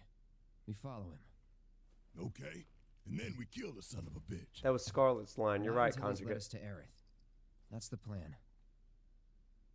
I like that there's a double entendre in what Hojo says, right? Something stinks. It could be what they're talking about, or it could be from the bathroom. I think that's a really interesting double entendre there. I want to back up on the chat just a little bit because y'all have said some interesting things here. Hoven, I'm going to come back to you. Your roommate wants to read my Final Fantasy class info. Can it be publicly found? Unfortunately, it cannot. However, I can send you my syllabus and show you some of that. However, if he wants to know more about my Final Fantasy 15 class, then I will be doing lecture plays on Final Fantasy 15 starting on February the 20th. In fact, today we had a great time in class. Let me chat with you. We had a great time in class because I actually gave my annual lecture on what is Final Fantasy, and for the first time ever, I showed them my YouTube video by the same name, What is Final Fantasy, and they like lost their minds, y'all. It was really cool. It was neat. They were like, that was wild, like that our professor is doing this. So that was kind of fun. But yeah, just shoot me a DM and I'll get it over to you. Let's see. Is Butter... JV, you said, Sup Prof, enjoyed the Rebirth demo more than you can imagine. I loved it. You can watch my full reaction over on YouTube. Is Butter Coffee? That's gross. I'm trying to catch up with everybody. Butter equaling cream or milk, is that a translation error? So in the original, it was not butter, it was lard. So I really do think that they mean butter in this. It's weird. I don't know. I don't know of anybody that puts active fat or lard in their tea. That's weird, but go figure. Okay, let's go. Enablers 1 and all. Are we getting the slap in Rebirth? Not in Rebirth. We'll get it in Re3, the Re-Reunion. I bet. You watched that video, the Final Fantasy video? Oh, good. I'm glad. That was the first video that I ever put out. That was my first video that I ever put out. So thank y'all for your, thank you so much for watching that. So many of you, I think, started following me because of that video. Who knew? I just did something for my class and y'all were like, dang, the Re-Reunion. Oh, thank you. Sorry. Thank you. Thank you, Dragoon. Always looking out for me. Y'all are the best chat. Okay. Let's get on with it. Sprint, Cloud, sprint. How old am I? I am 40 years old, Jack. 40 years old. I just turned 40.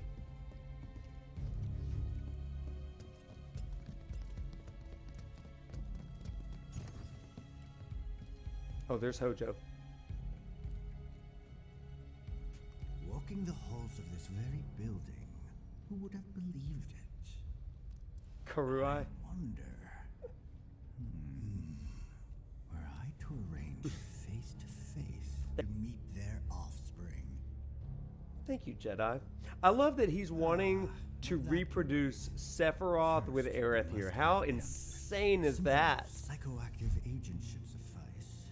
Nothing likely to cause any long-term damage. Oh, Kuya. Let's go. Right. All I can say is start that moisturizer early, bro.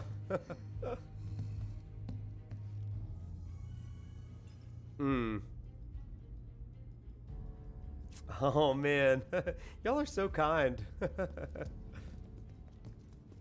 Oh, you found me with the final fan theory with oh man, we had so much fun on that stream. That was crazy. Was that where Sephiroth? No, that wasn't where Sephiroth was born. Something else came about then. We had an inside joke there. I can't remember. It was funny though. Like, oh my gosh, we had a great time. I love those guys over at Final Fan TV. Man, get that skincare routine more earlier than you think you should. That's what I'll say.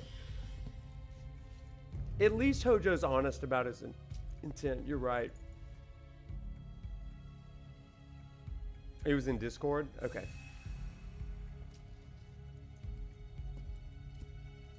Oh, man, yeah. Thank y'all. Hey, Jedi. What's up? Oh, is there a... Good evening. Yeah, Roxy, you're right. You are correct. I'm just talking about basic skincare moisturizer. It doesn't have to be retinol necessarily. That does help the older that you get. Or perhaps instead. First time I played this part, I thought that he might be able to spot me like Metal Gear Solid, so I hid behind things. Yeah, Roxy, absolutely. That's it. We're going to become a skincare Twitch stream. I ain't bluffing. Yeah. What is this? A dozen bullets in your head, unless you open that door right now. Hydrate and moisturize. And use sunscreen. And even if you do drink, make sure you moisturize as well. That's really important, you know. And don't, like, one of the issues that my students have a lot of times that ages them over the course of 4 years is that they, like, at Bama, they binge drink, like, every night. So they age pretty rapidly. But if you drink in moderation, like, you're probably going to be okay. I can't imagine what business you have with me. The president's upstairs. Had exfoliation games Go for on, real. shoot. Ah, you like my Zelda mug? Keep walking. Have you seen my Torgal, everybody? I keep showing him off, but he just came in the mail. None of y'all better move a muscle. Baby Torgal. Do stop pushing. Unlike you, I am less accustomed to physical violence. You'll get used to it. What is it that you want? Our friend. She's in your lab. Really? Tell us where Aerith is. Oh, so she's your friend. Yeah, Roxy. Pro tips.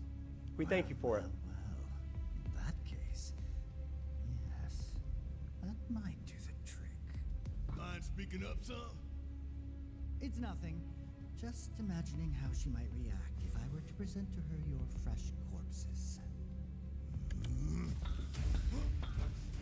I hate this fight. I'll be honest with you, chat. He is our mascot, but he got hair all over me the other night. I'll put him up here. I promise. You will regret this. I got him from the Square Enix store. All right, Torgal.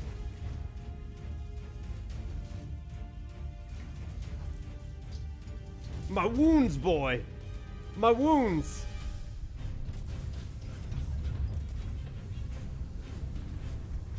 Yeah, I think everybody wants to, like, destroy Hojo.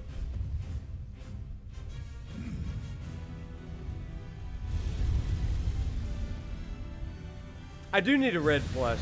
Okay, let's freaking go. Is this the first fight of the night? Oh God, we're in for it, you guys. It's on you. Come on, Barrett.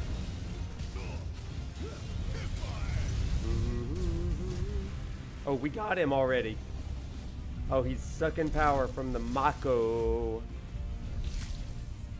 How many of you called it Mako when you were reading it in the original? Boy, I did.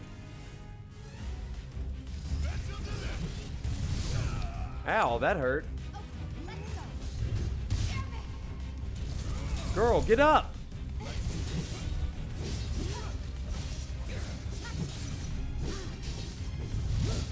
There was that fight simulator, but yeah, were we really paying attention at that point? Oh my gosh, get off me.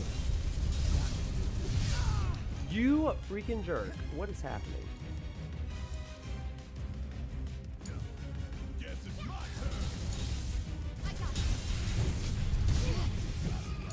Stop grabbing Tifa, you weirdo. Keep it together. Is Tifa dead? No, not yet. Oh, Tifa! Grab me one more time. I am so done with you guys. Tifa! Oh man, you reminded me. I miss First Soldier so bad. I loved that game. Here's like Fortnite for people that don't like Fortnite. Am I gonna die here? Oh my gosh. I'm having a hard time.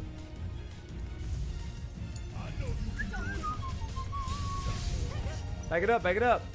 What's he weak to? No, Torgal! Oh, crap! Torgal, no! Torgal! To the tune of Tifa. Torgal! Okay, he's weak to nothing. Great. Torgal! Oh, you jerk.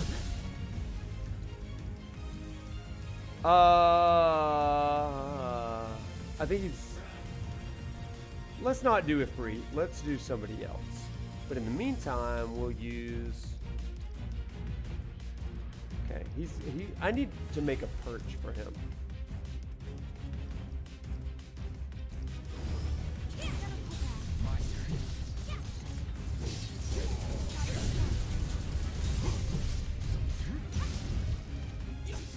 There we go. Torgal! Do we not have a summon materia on Cloud? It's on you. How dumb is that?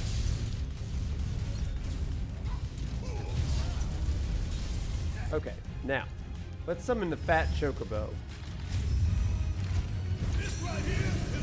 You don't like Fortnite? I adored First Soldier. Yeah, I do need to, yeah. Alright. Get him. Get that left claw. We're done with that. No, don't let him do it. Break it, Cloud. Yeah, we crippled the left claw.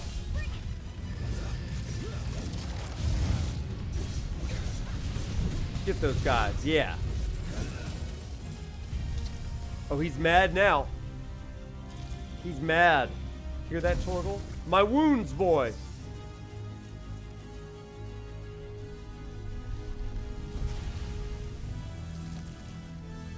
Okay, let's go.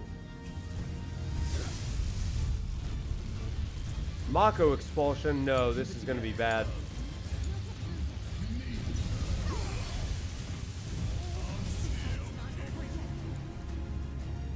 Save Tifa. Save her.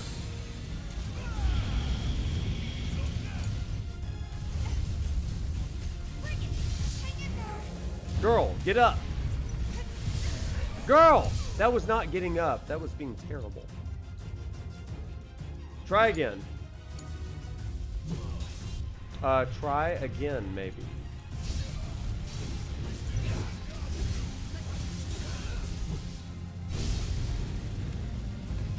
No! Don't let him do it to us.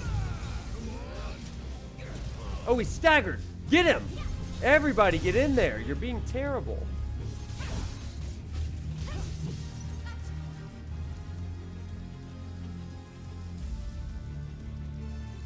Come on, get him.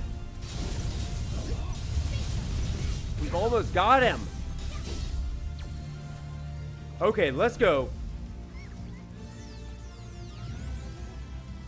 Man, I freaking love First Soldier. That game was so fun. I wish that it had come to consoles and PC. That was the biggest fail, in my opinion.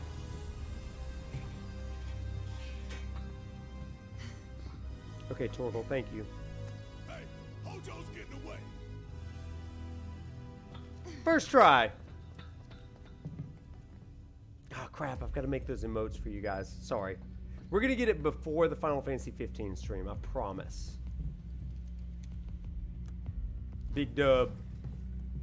Drinking up that Mako soup. Keeps you regular, makes you poop. Helps you jump through all the hoops. Thank you, Twisted Yarn. Freaking Dr. Seuss in the chat tonight.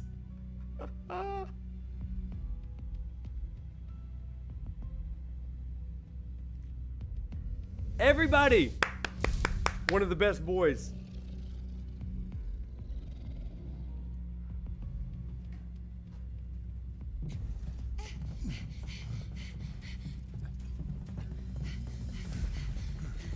Oh crap. King. Very impressive. I really must thank you for providing me such invaluable combat data. God, this game and these characters are such like. The results provided by my Yeah, sub. models indicate that this force should be more than capable of handling you. Y'all about to learn predictable. You're about to learn tonight. We're taking Aerith back. Oh, take her back, you say?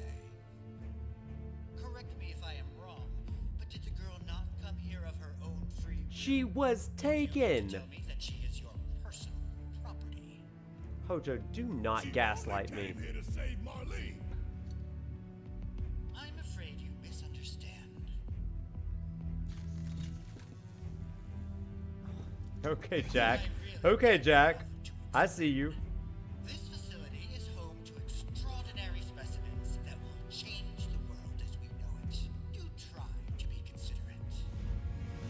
Chat, before we get into this fight, let me just say for something really, really quick. Hey, thanks, sub. Have a great night. But before we get into all of this fight here, this is an amazing moment. So Hojo here is talking about protecting his research. He considers Aerith, he considers Red or Nanaki, all of this to be research. This is a really important piece here. As somebody that's done some research, having to work with the IRB and approval sort of things, there is a certain protective measure. However, in Shinra, they are casting a blind eye toward Hojo here. He doesn't have any processes. They just want results, even if it's at the cost of humanity, of ethics, all of that kind of stuff. That's a really big piece here. That's one of the things that Shinra does not take into account. They're constantly asking, is it for the greater good? And this is a question that we continue to ask today. Is what we are doing in evolution, in medical advances, all of this kind of stuff, is it about the greater good? And does it matter the means by which we get there if we get to that end place? I would say the means matter. In fact, all of it matters. But I also think the IRB would argue with that as well. They would also say that the means definitely matter because you can do some real harm. With that, let's get into a fight.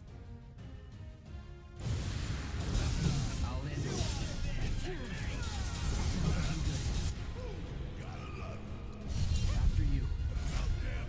That's my commercial for the IRB, everybody. You won't often hear me give one. Barrett was definitely inspired by Mr. T. In 1997, he definitely was. They should pay me for that. That was a quick ad for them, wasn't it? Not a lot of good press for the IRB. Looks like your models got it wrong. Yes, an unknown variable, perhaps. Well, no matter. Reinforcements will soon arrive. But will they get here in time to save you from me? Yeah, Cloud. Big moment. Watch this. Why are you a soldier? Yeah. No, not quite. Oh, now I recall. My memory was mistaken. My boy, you weren't a soldier. I'll come back to you, Jack. I promise.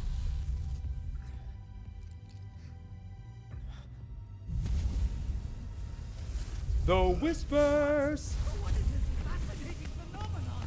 What's happening? Where are you taking me? What are those things up to this time? Cloud! Barrett. Got it. Stand back.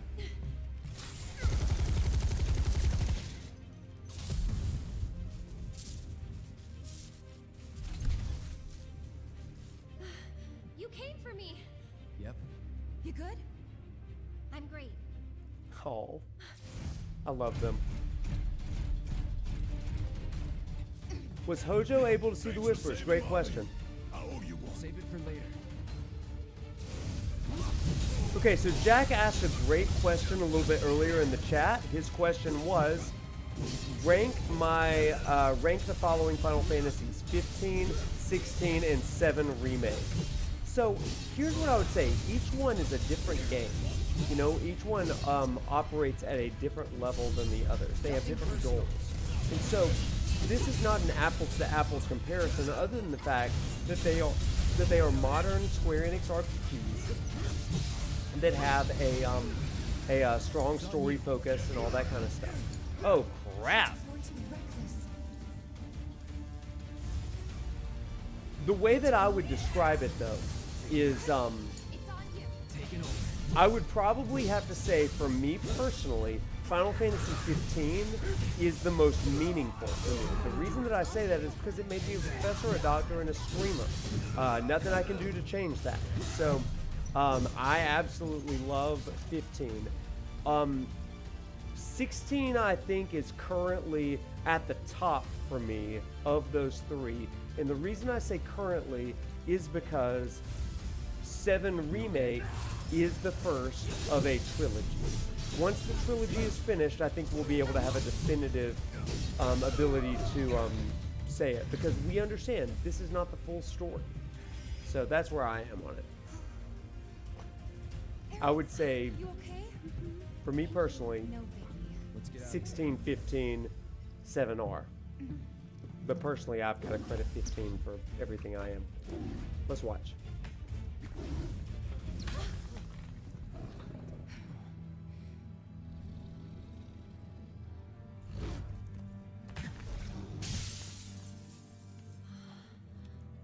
The hell was that thing? We need to go. Aerith! What the? Come on. Y'all will see me gush for 15 in a few weeks when I start those lecture plays. At the end of this chapter, I'm going to give you all a quick reminder about the content coming up. All right, big moment here, everybody.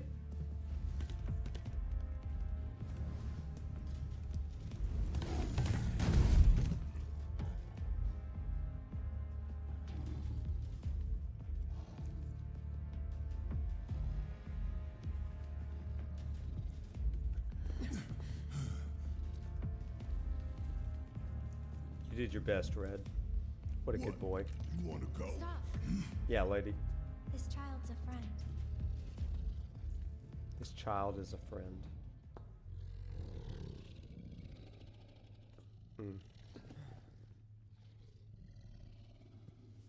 God, I love Aerith.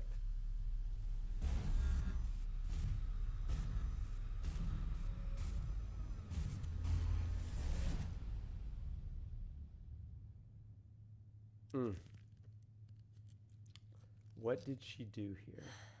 Great question.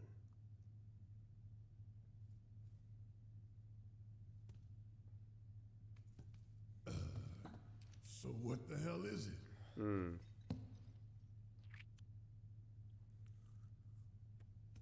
A fascinating question. Did it just talk? You asked what it is. I am that which you see before you. Nothing more. I'd appreciate it if we simply left it at that. Agreed?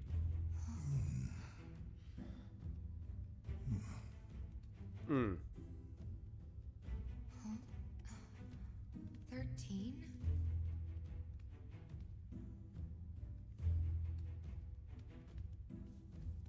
Red 13.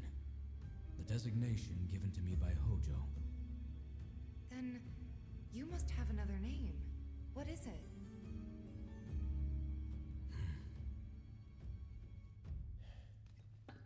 He got away. So, we're gonna go get the son of a bitch. You know it.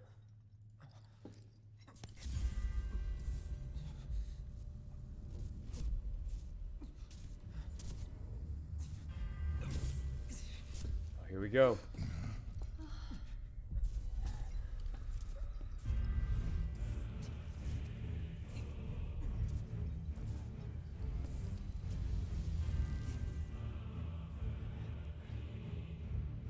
Oh my gosh, you guys. This feels like the end of that Rebirth demo when you're limping along. Mother, I have come for you. Shino. Ah. Together we will reclaim our world. Watch these scenes, chat. This is big. Mother, they have come again.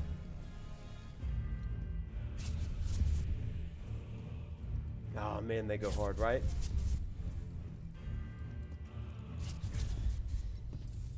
Man, so good.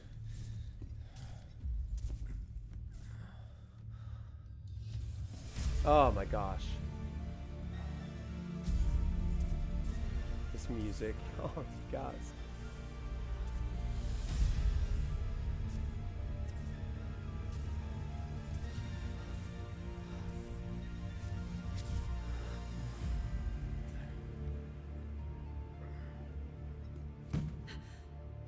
Mother. God, yeah?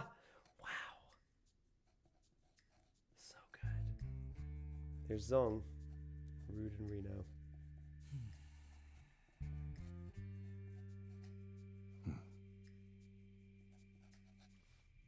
You know, Reno, I think you might be due for some R&R.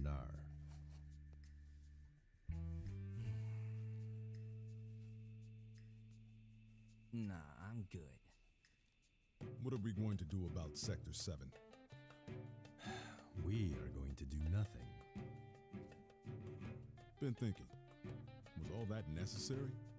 Had we refused, someone else would have completed the task. We have spared that someone the burden of a guilty conscience. Perhaps that will ease yours. Yeah, nope. Let's try another tack then. They were a sacrifice to balance the scales. Say what? After everything we'd taken from the planet, we were due to give something back. Do you actually believe that? Does it matter?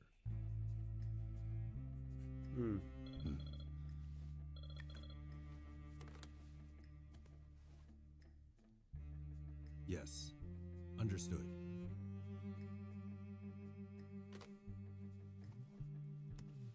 The VP needs us. The VP needs us. Ooh.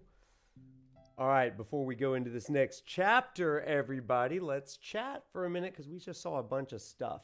I want to welcome in some new people. Icy Blue, what's up? Nah, you were right on time. I'm so glad that you're here. Welcome.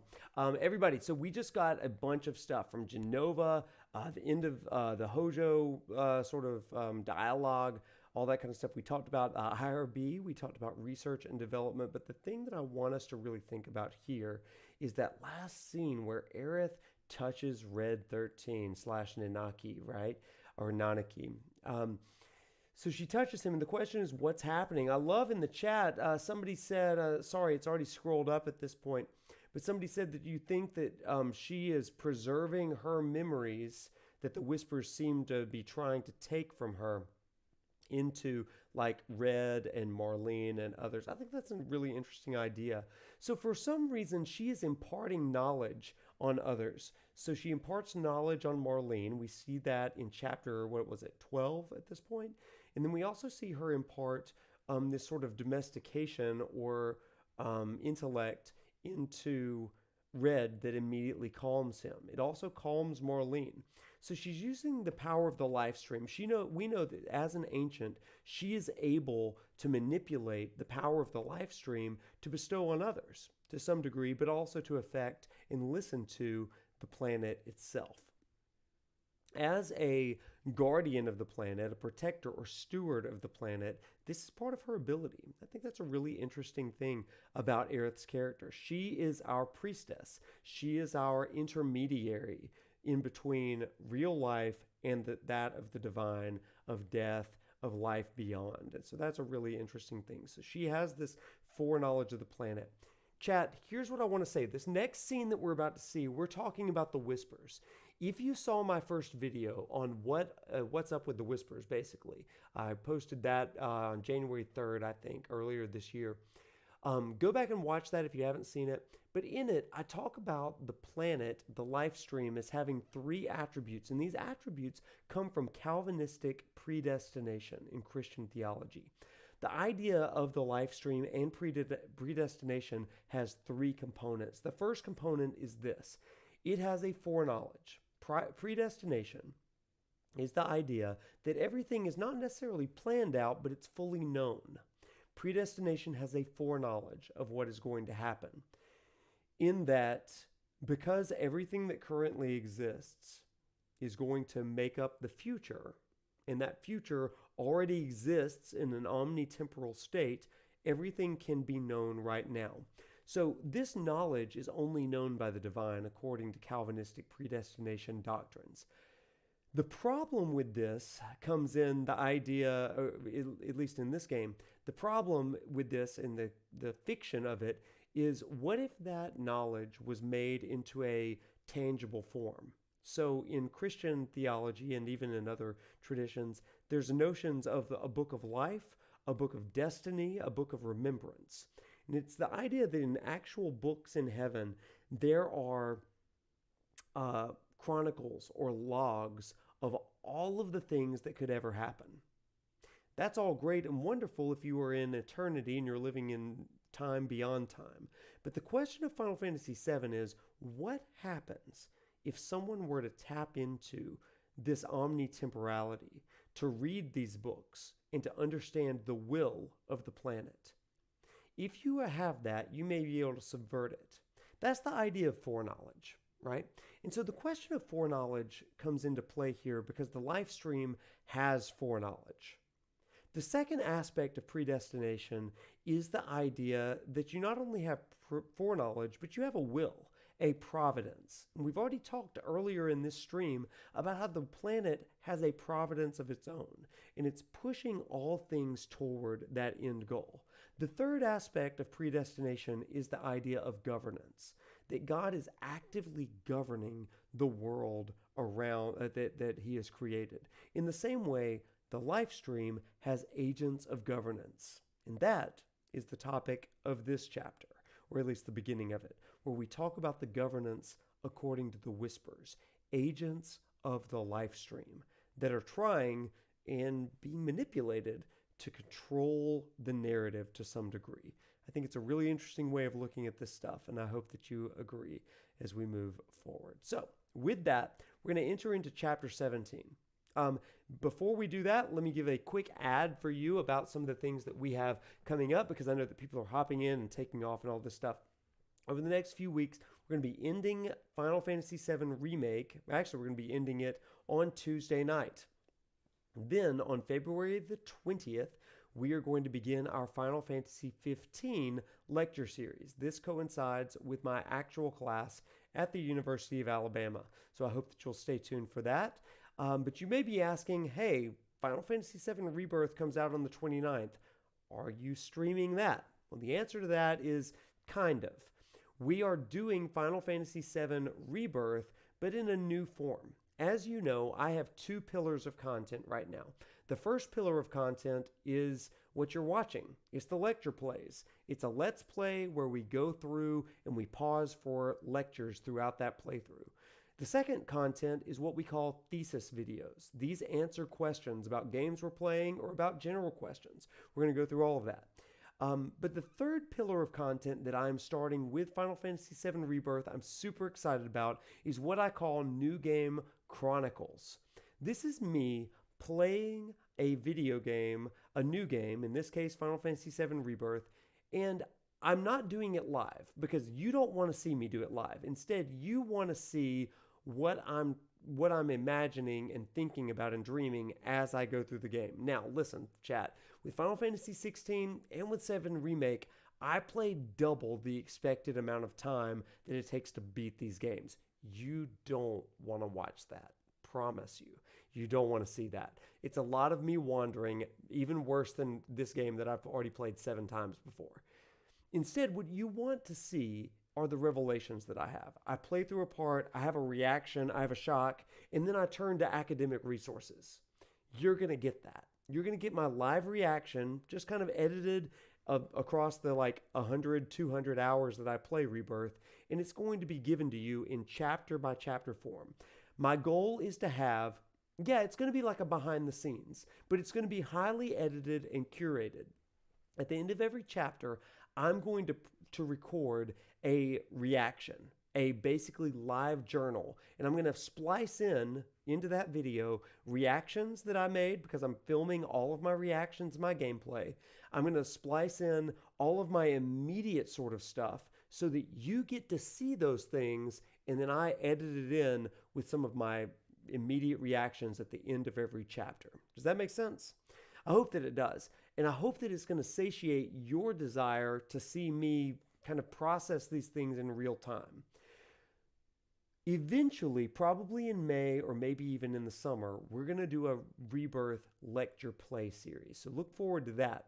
But as you know, all of this stuff takes time. I had a syllabus coming into 7 Remake, but it's because I've played it and let it marinate. I want to give you the absolute highest quality of product that I can possibly give you. And because of that, I need to be able to take it all in and marinate it. Now, if you're looking for people that are going to do like day 1 playthroughs, I can give you some suggestions. But during that window, I'm going to be playing that privately, recording that content, and starting it up on the first Monday after it's released. So the first episode comes only 5 days after the after the release day. So what is that? Like March 1st or something like that? March 1st or 2nd. So look forward to all of that. In any case, that's where we're going. Lecture plays, thesis videos, and finally New Game Chronicles. And I hope that you are going to be really, really excited about that. So I think it's going to be really great. So the goal is you want to play it, and then when you finish a chapter, go check out my New Game Chronicles of that chapter. I think you're going to love it. Yeah, definitely go watch my buddy Blitz or go watch Max Dude. Both of those are great guys to watch on those first time sort of things. But you know me, I want to give you academic content. And because of that, I need to let it kind of marinate and think and really experience it on my own terms before I give you those things. Host a Kingsglaive watch party. We may do that over Discord. So if you haven't joined my Discord, make sure you do that. A link's in bio and all that kind of stuff. We may do that next week. That'd be a fun night, wouldn't it? Okay, everybody. So that's it. Let's go into chapter 17 now. And we're going to start off with this cool scene, one of my favorite scenes with Aerith. Shall we?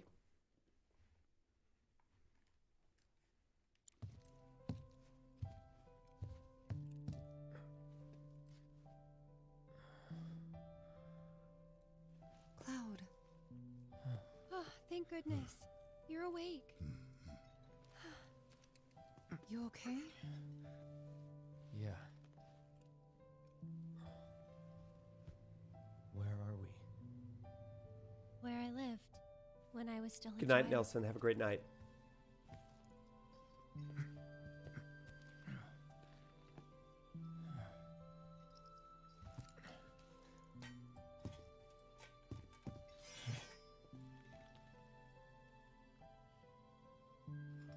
Also, this song is so stinking good, Are right? you okay? Maybe you should rest a little longer. I'm fine, Tifa.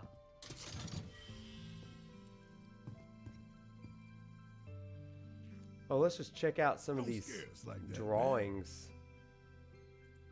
I think that this drawing is a big key to what we're going to see. Oh, man. I don't know if I should say it. Oh, man. I think that this drawing... Do y'all want to know something? Can I do a theory for a second? You know I don't like theories, right?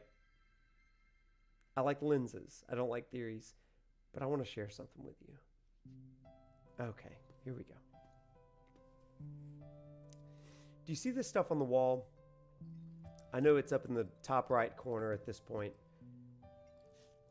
all of this is drawings that Aerith made when she was a little girl, right? And notice it's the Lifestream. Let me make it big again for you. It's the Lifestream, and you've got all of these pieces of existence. You have dolphins, you have whales, you have all things that live, you have humans, you have the ancients up here, and you have early humans down here at the bottom. You have current humans over here, and you just have the entire cycle of existence. So she's drawing her interpretation of existence, of the Lifestream. You have materia in there. You've got up here in the top kind of like some mythical beast. You have Leviathan over here. You have certain summons all throughout. I think this is such a beautiful thing. Here's my theory about all of this. In chat, if you're a first timer and you don't want to be spoiled for this, like I might ask you to hit mute or something. Look like Tifa and Aerith together. That's cute. In the bottom left corner, like right there. You say bottom left corner? Lower left? Like those right there? Oh, that is kind of cute, isn't it? That is kind of like them. Okay, so here's what I would say. I am going to spoil a little bit of the original game here. So there at the end of Rebirth, we know that something pretty important is going to happen. And that important thing is, canonically, Aerith dies. Okay? And so, in the original game, we know that Aerith, she is working to stop Sephiroth.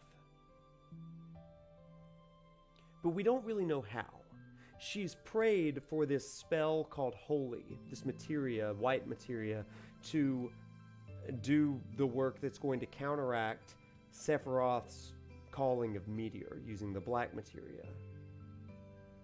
But we don't ever really get to see that until the very end, when we see Aerith's face and we understand by the dialogue that Aerith is somehow acting in a way to help the planet work.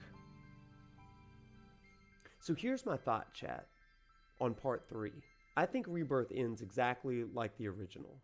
But in part 3, I think there's going to be a counter story within this stasis of the Lifestream that Sephiroth has created, where Aerith and Zack will be reunited. But more than that, they will be united in purpose. And part of that purpose, chat, I believe, is going to be that they are seeking the wisdom of the ancients. Because they're in the Lifestream, it's altogether possible, this is just a theory I have, it's altogether possible that they're going to encounter the ancients that are extinct.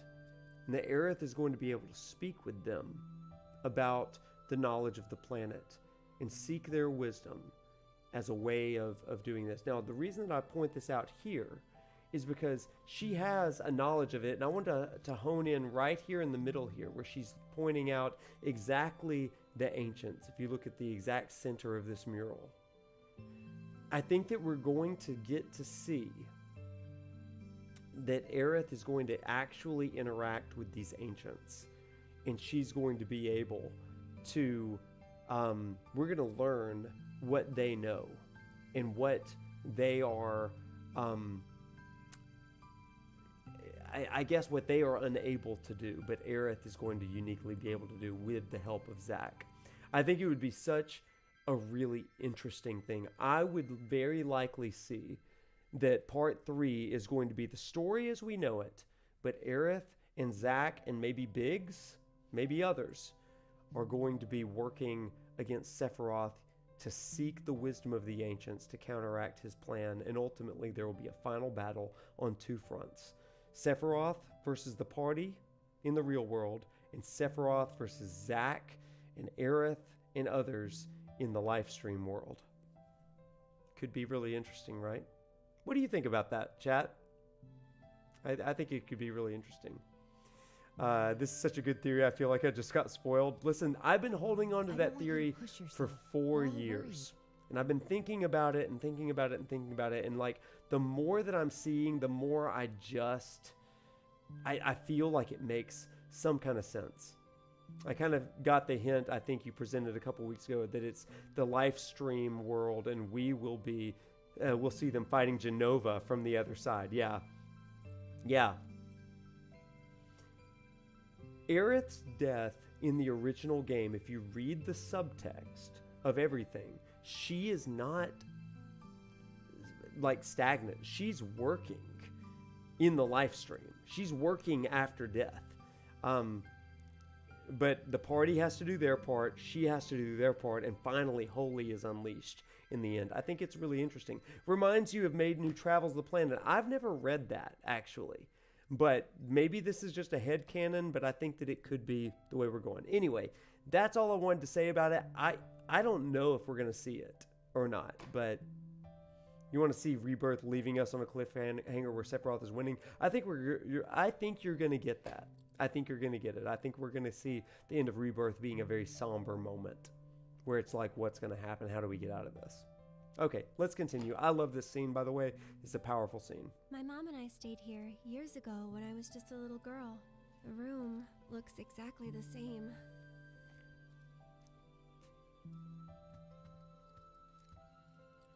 Every morning, they'd come and take my mom away. I remember crying here alone. Aerith, before we break out of here, talk to us. There's so much we don't know.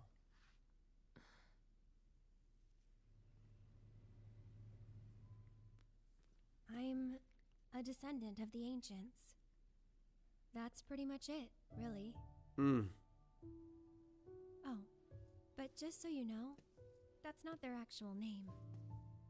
They called themselves the Cetra.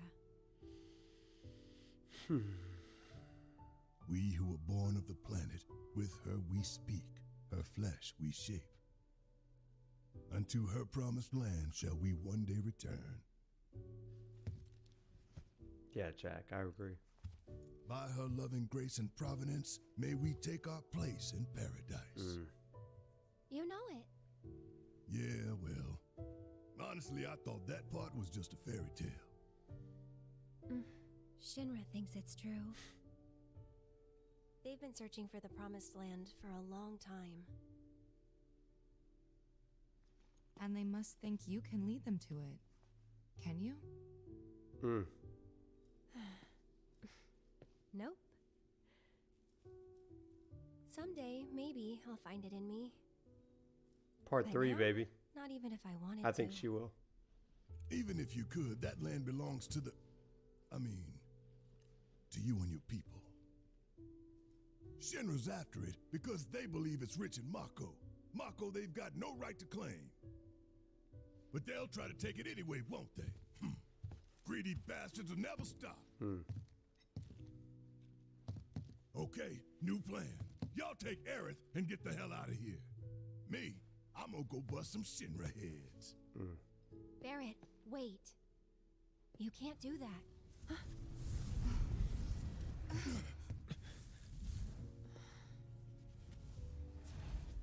Oh, great.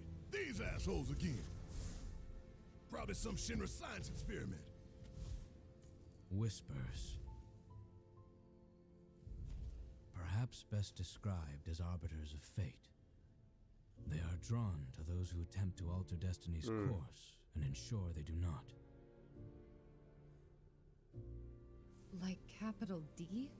Destiny? Hear that? They are the governance The flow of the of great the river that Lifestream. is the planet, from inception to oblivion. And you're saying that that flow is somehow fixed? Predestination. Yes, for it is the will of the planet itself. So if we're destined for a bleak amazing. future, these whispers will try to keep us on that course? Yup. Now wait just a damn minute. How in the hell can you possibly know any of that? Spouting that cryptic stuff, which could all be bullshit. Fair. Ain't you a Shinra lab rat or dog? I'm not a rat dog. I'm not a when rat Aerith dog. reached Rat out dog. to me, I found this knowledge of the Whispers. You guys, this part. Listen to me. Please. Aerith. Y'all, this moment here, listen to this. This is big. The Shinra Electric Power Company isn't the real enemy. It started with them, sure, but I promise you, there's a much bigger threat. I just want to do everything in my power to God, help yes. all of you and the planet. Aerith, what are you not telling us? I'm lost in a maze, and every step is taking me further from the path. Every time the whispers touch me, I lose something, a part of myself.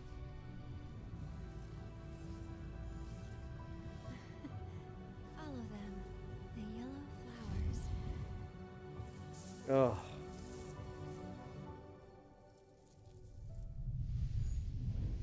Chat, can we just chat for just a second before we continue with this scene? Oh my gosh, so Aerith here, I mentioned this in my first video about why the whispers make sense, but this is the scene, right? This is the scene. First time I saw it, I was like recalling all of my old education on Calvinistic doctrine, on predestination, on faith, on all of these ideas of devotion in religiosity.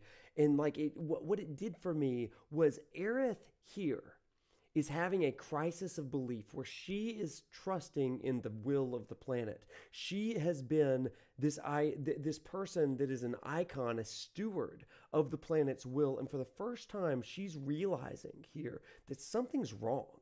And it's not just Shinra, it's bigger than Shinra. It's something that is manipulating the flow of the planet itself. While Shinra is manufacturing this and selling it as a source of energy, Sephiroth is doing something worse. He's stopping the cycle of souls, and this is stopping the actual flow and life cycle of the planet.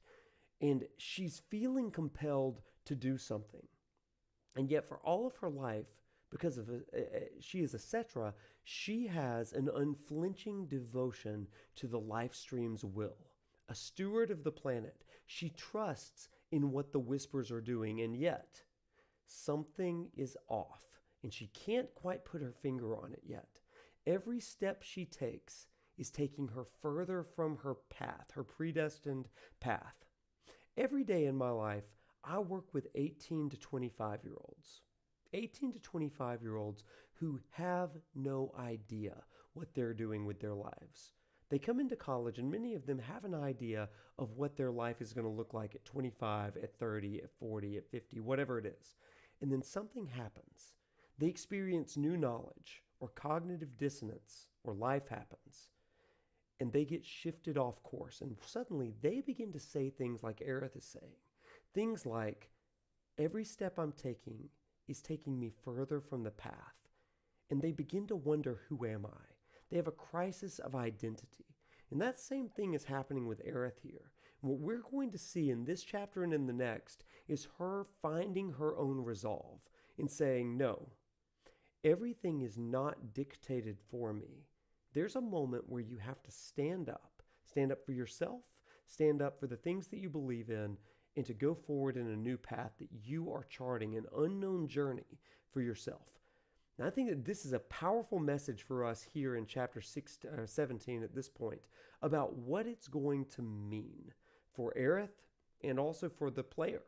What does it mean in those moments when we feel like our plans in life are going off kilter? It's a great question for us. Let me look at some things here. JV, you say, don't you think the planet is indifferent? Wouldn't trusting the will of the planet be a way of leaving the future of the species to the pragmatism of a being that seeks only to survive? Yes and no. But if the life stream is an analog to the idea of the divine, then the idea there is survival of the planet. I think of it this way. There was an Anglican priest. His name is Leslie Weatherhead. He wrote a book several years ago, I think in the 60s or 70s, and it was called The Will of God. Now, this is Christian in nature, but I think that it applies here. He says when people, specifically Christians, discuss the will of God, they're talking about three specific things. Typically, you're hearing this on bedside confessions and sort of things where people are trying to make sense of things. They're saying things like, it's the will of God that this happens. When disasters happen, well, we trust God. We just trust in God's will. But Leslie Weatherhead says, well, is it really the will of God for there to be pain in the world, for there to be suffering? And this is a deep sort of question, but I love the way that he describes it. He says, when people refer to the will of God, they refer to three aspects of it. The first one is what we call the intentional will of God. This is what God or the divine, whatever religion, this is what the will of God is intended for. It intends for people to live well, to live in harmony with God, to live lives that are a blessing to others, love God, love neighbors, and Christian traditions. And yet things happen. There's harm in the world. And he allows this, Weatherhead says, that there's the allowance that because God is very interested in free will, so that there's not robots or whatever, that people have agency, that there's what's called the circumstantial will of God. This is a really interesting concept, I think, because the circumstantial will of God allows things to go off course. So instead of like a linear bracket, we talk about linear games, a linear sort of thing that goes from like the beginning of God's will to the end of God's will, we think of God's will as more like a March Madness basketball tournament. Are you with me? And at every one of those points, there's a decision that's made. Now, God has an intention of the way that someone would follow. But what happens when that person makes a wrong decision or something happens that throws them off kilter? Well, God has an intentional will in that moment as well. Does that make sense? So there's a circumstantial will of God when the intentional will of God is thwarted. Let me give you a for instance. In 2009, I believe, but I could probably use a more recent event, there was an earthquake in Haiti. There was a lot of death and destruction. Now, a question that was brought up to me as somebody working in religious life was that earthquake God's will? And to put it more in these terms, is it God's intention for people to suffer like that? This is a constant question, regardless of religion, whether you're Hindu or Islam, Muslim or Christian, Jewish, whatever it is. And the answer to that question is, well, it's God's will that the planet have a central coolant system, plate tectonics, right, that shift and move. And as those plates move, well, there are earthquakes, but there's also a release of pressure that causes survivability, sustainability of life on the planet. If you believe in the divine, then you also believe in that sort of shifting sort of model, this natural theology. The circumstantial will of God is, well, there's collateral damage due to that central coolant system. So that's a really, really interesting piece there. But what is the third piece? There's the intention of God, the circumstantial will of God, and then ultimately there is the ultimate will of God. Leslie Weatherhead, in this brief essay and book, really, that he wrote, it's like 3 or 4 essays that were put into a book. You can buy it on Amazon for like $5. I think it's a really, really insightful piece. The ultimate will of God talks about the idea that in the end, God's will is done. What's happening here in chapter 17 is the idea that there is an intentional will of God, but what happens when something begins to thwart the will of the Lifestream? How do you bring about that ultimate will of the Lifestream when something like Sephiroth or Shinra subverts it? It's a really fascinating question with lots of implications for us. Predestination doesn't necessarily mean that everything is set in stone and that people don't have free will and agency. What it means is that God's foreknowledge applies to every potential outcome and bracket. So here, Aerith and Sephiroth know the will of the planet and foreknowledge. What do they do with it? And that's kind of the question. Yeah. This brings the events of chapter 18 in perspective. Yes, absolutely. Absolutely it does. This is the core of this game. I think it's why the producers of this game and the directors of this game specifically cited predestination in one of the recent interviews. So this is a really, really fascinating concept. I'm sorry if I was a little long-winded about that, but I hope that it was helpful to the understanding of this game, and maybe even the understanding of religious philosophy in that respect. This is something that I try to teach in my classes. But if you want to know more, then yeah, this should go on YouTube. Okay, maybe I'll plug that on YouTube. Hopefully that will make sense. I hope that that's helpful to everybody. Okay, shall we get back to the game now? I feel like I just gave you like a lesson in something. So, but that's what we're here for, right? This is why I need to play the game first. By the way, I'm talking about New Game Chronicles versus a traditional lecture play. This is why we try to do that. That's where my biggest attempt at a counter argument was the debate on free will. If God knows all, then how does free will exist? That's why, because it's not. Think of it like a basketball bracket. That's what I always tell my students. Usually it happens in March, so I can play on whatever Duke and UNC are doing. Can I explain the two timeline split and how it's going to work gameplay wise in Rebirth? Okay, Jack, that's a great question. I don't believe in alternate timelines per se. Now, this could be wrong and it could be disproven in 3 weeks, okay, with Rebirth. But what I do believe is the idea that Zach, Biggs, and others are living in a Lifestream stasis created by Sephiroth, where they aren't fully alive, but they aren't dead either. They're in this in-between limbo. It's not purgatory per se, because that's a different thing altogether, but it's a limbo stasis state of the Lifestream in which they are at the whim and discretion of Sephiroth. Because as they are like holding that out there on the side, hi Racy, welcome in. I don't know if you've been here the whole time, but hey, you sure hopped in at a metaphysical analysis. But they're kind of off on the side. And the idea is that that is somehow a reality created by Sephiroth and the defeat or the dispelling of the whispers. Okay? And somehow there is going to be an integration or an overlap.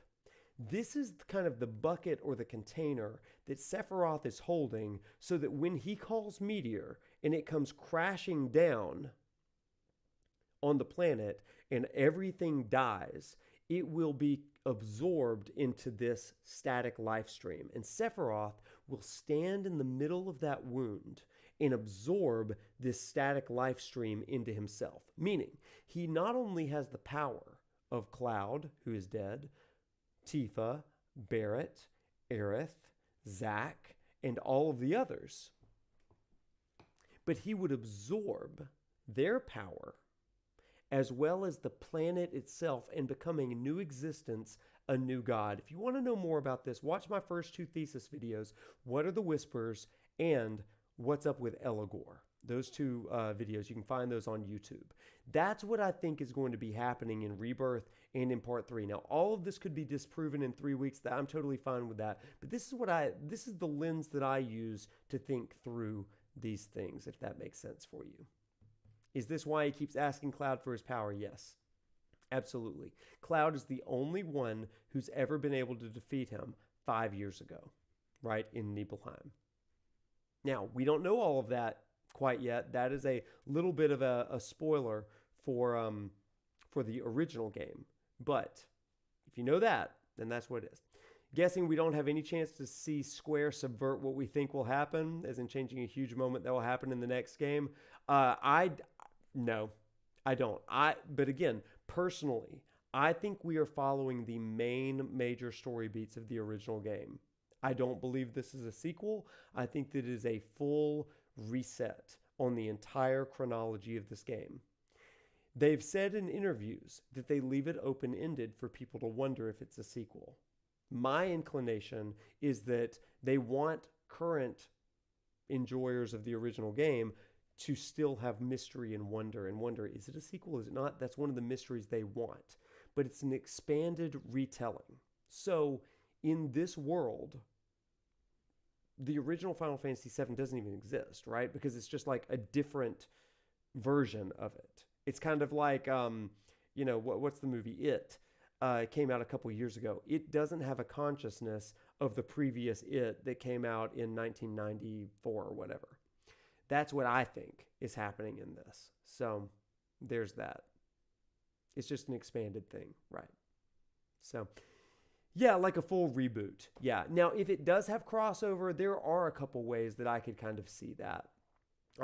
Aerith's interaction with the Mako pipe at the very beginning, where it's just like listening to at the very opening of Remake, where she's listening, that could be a vision of what is going to happen. It explains like that's how she obtains this foreknowledge of predestination.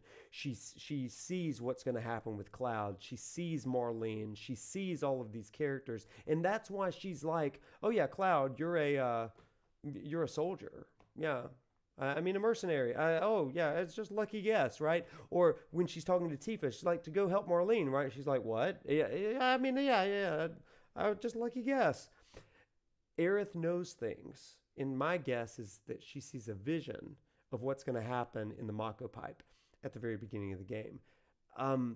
That vision could be what happened in the original game. So if you want to keep a continuity, I think it's really an interesting way of doing it, where you don't negate the original game, but you use it.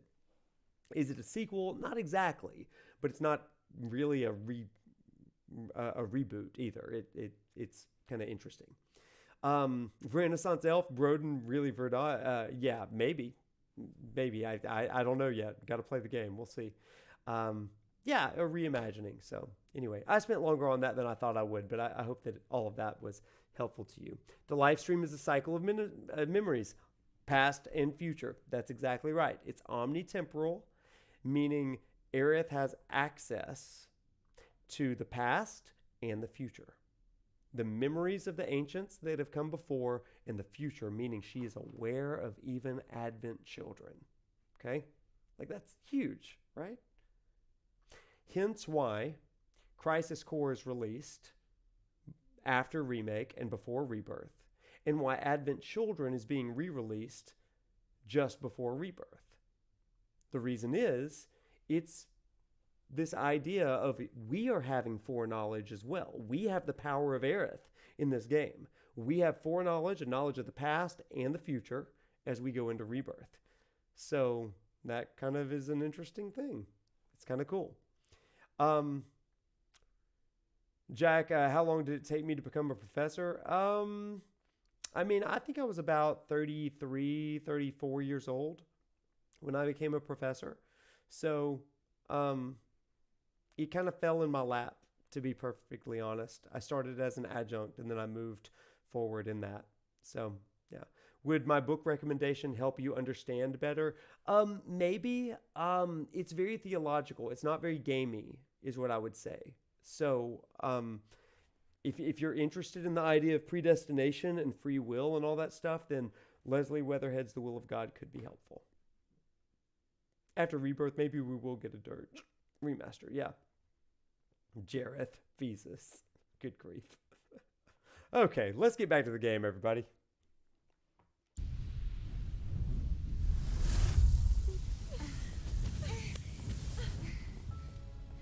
It's okay. We'll find a way out together. Ah, see again, free will saying we're gonna do this together. Okay. Don't worry about it, Aerith. We've got it together.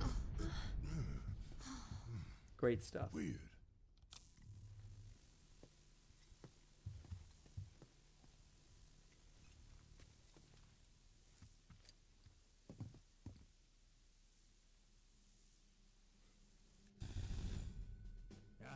The mayor is the best. Rick, what are you doing, man? Hey guys, long time no see. Wes? You're here? You shouldn't be up and moving. I'm feeling much better thanks to Elmira's cooking. Midgar special, baby. But that's not what I wanted to talk to you about. Listen, any moment now. What was that? It is an experience, isn't it? HQ's running the show this time. They're raising hell to try and flush out the president. This complicates matters. That explosion just now put the whole building on high alert. So now we're trapped in here? No need to panic, little lady. See? You You can still move freely within Hojo's laboratory. Find a way to the roof. An avalanche chopper will come to extract you. HQ's bailing us out? I doubt it. Not after all the shit we've pulled. I asked them really nicely. Like super duper nicely. Thanks, Wedge. Just get to the roof, okay?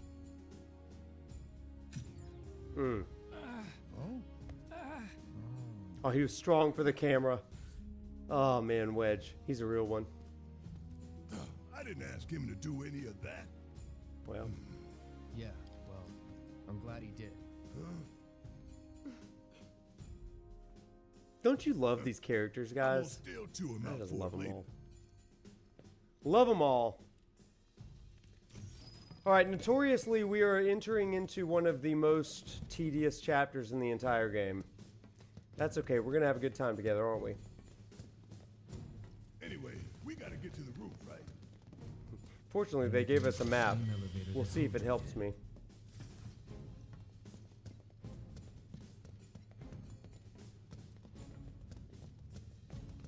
We're going to have something.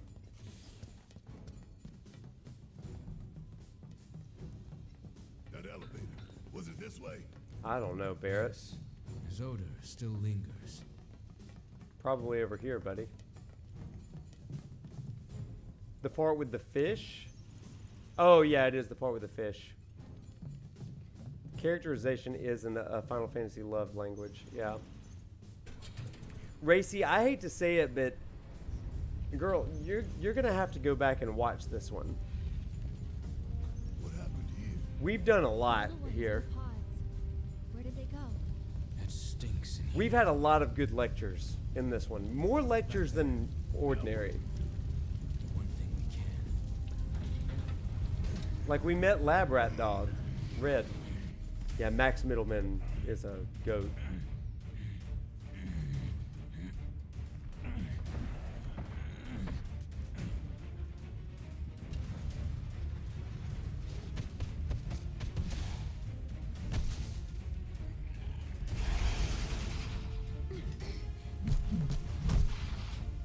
These guys. So go give him one already. I think you'll enjoy it. We talk a lot about a lot of different things. Gotta give it my all.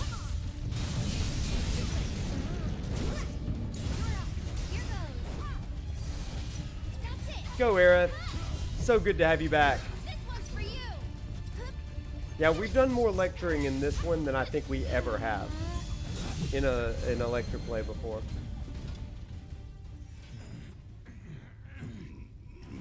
It feels like it, at least. Nice job. What?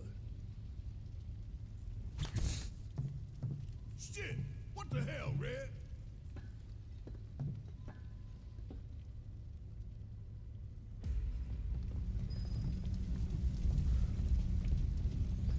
Noctis's pedagogy is over directional skills. Ain't that the truth, you guys? Oh, crap, you guys! Oh, no. Freaking Chadley's here. So, chat. There's something that I've never done in this game. And it comes here at Chadley. I've never fought Weiss.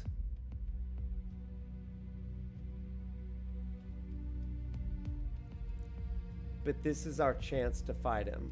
A pleasure to see you again, Cloud. How can I be of service?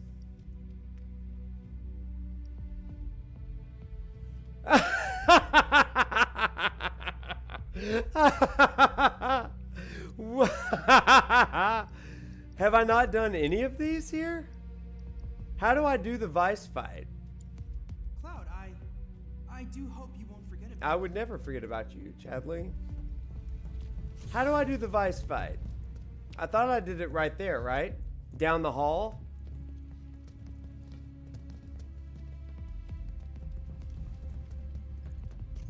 I need to make a little more progress. So like down here first? Right room back? Like over here? Is this what you're saying? I'm sorry. Weiss is pretty tough. That's what I've heard.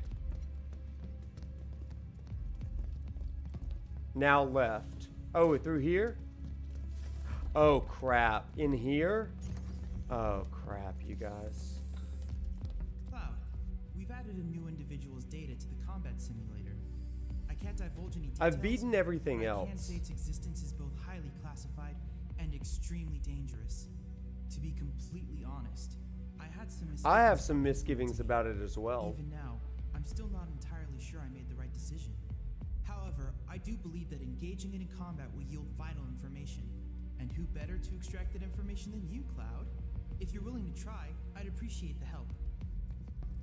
Well, listen. I did save, I think. I think you have to fight everything else in the sim before he becomes available. Well, I have. 3-person team versus the Immaculate One.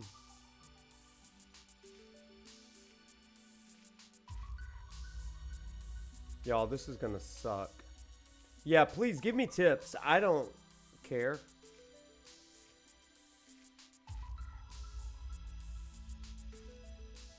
Oh, crap, you guys.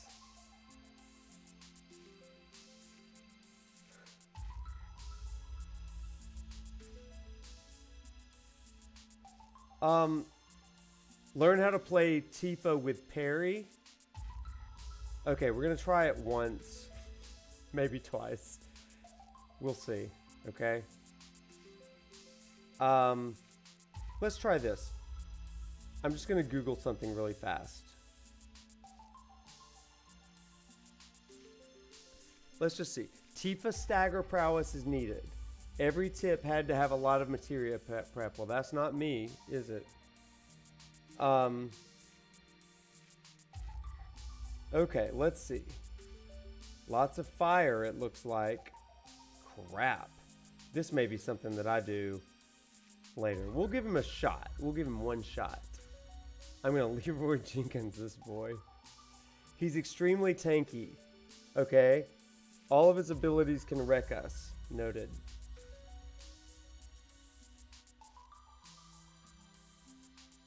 You can defeat him within 3 minutes? That's what this person says. Mithril Saber and Metal Knuckles. Okay, let's see. Let's just try some things. We're gonna like pull out real fast, and then we're gonna, okay. Cloud, let's just try what they're telling us. Like a Mithril Saber. We're gonna reslot. And Tifa, you're gonna have something. Metal Knuckles. Extra punch. Okay, that's good. That's good. And yeah, hey Jack, I totally understand. Blitz does have a great video on how to make it super easy. Maybe I need to watch that really fast, or maybe we just do that another time. We'll give this a shot. It'll be a teaser for a future stream because we do need to finish this tonight. So, but we'll try it once, right? And we're gonna use Aerith as well, and she's gonna have a Mithril Rod. Oh wait! It tells me exactly what I need to put on them. A Force Bracelet. Do I have a Force Bracelet? I don't know if I do. I may have sold it. Astral Cuff. Yeah, there's a Force Bracelet. Why would I do that? Lots of defense, but no, okay. Why would I do that? Why would I wear something lesser? Okay. Give it a go for funsies and see how it goes. No, not 6 hours stream, good grief. I think it wants the 4 materia slots. Do I not have more than that right now? Oh, I've got 3, so it wants 4. Okay. You're right. Okay, 4 materia slots. And a Fury Ring. But what about Götterdämmerung? Götterdämmerung. We don't want the Götterdämmerung? That's weird. What if we gave... Okay, do I have a Fury Ring? Yes. Tap into their more feral side. Okay. And then I guess we're going to give Tifa... I only have one Fury Ring. That's a problem. We'll give her Götterdämmerung. And we'll give Aerith... Wait, Tifa also needs a chain bangle. She's the only one that would take damage.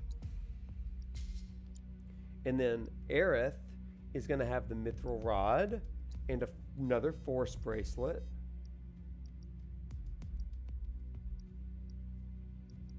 This is crazy. We're just using Reddit right now. Yeah, Karuai, yeah. It does work. Oh, it doesn't work in this fight?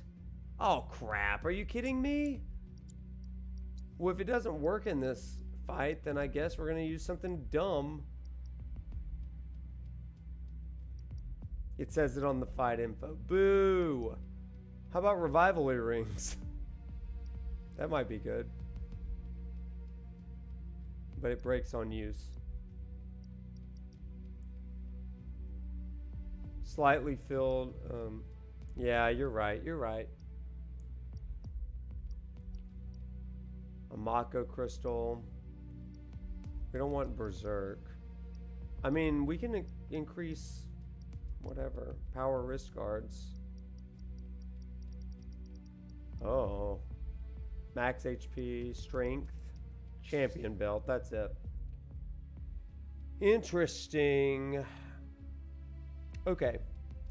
So, for Cloud, we're going to put Magnify linked with time. Are you kidding me? With time materia? We're just following Reddit implicitly here.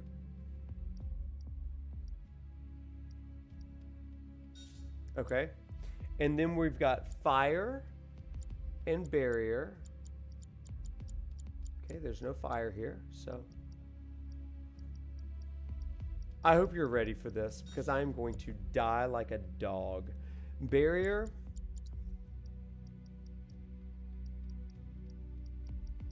I've never done this one. It's the one blind spot that I have in this game. Barrier, skill master. Why would we give Cloud skill master? But whatever. Why wouldn't we give Tifa that? Okay, skill master.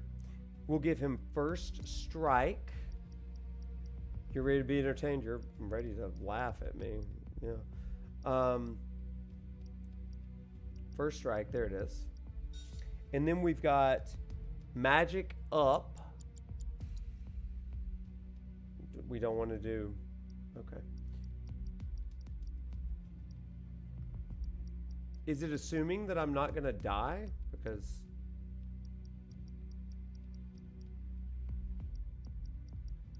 Where's magic up?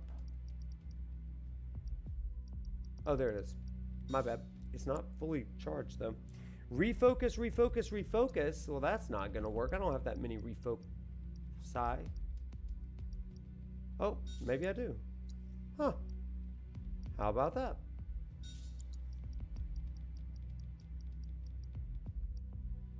Look at all that. That's fun. Allows me to use the refocus limit break. Am I using the synergy materia? It's broken. Maybe. I don't know yet. We haven't gotten to Tifa. So for Tifa,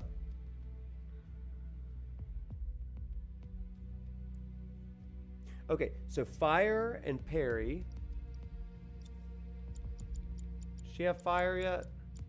Oh wait, did we give him Bahamut? I don't think we did. We did. Okay, never mind. So for her, we need fire. And we need parry. Does she have parry here? No. This is crazy, chat. How many have y'all beaten Weiss before? I can't believe I've never done this. But wait.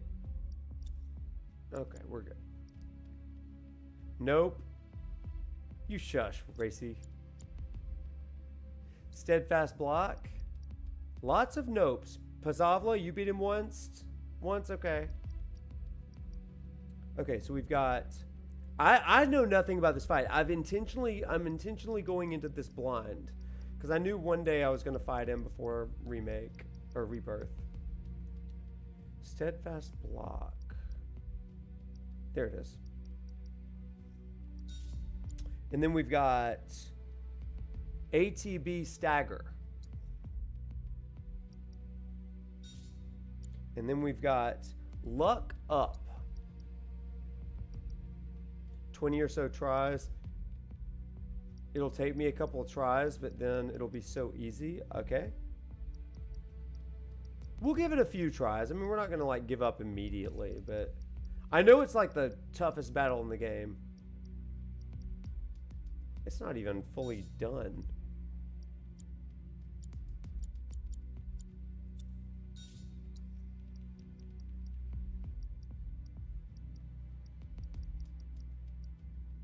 I've never really used luck.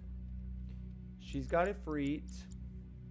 And then we've got HP up, HP up.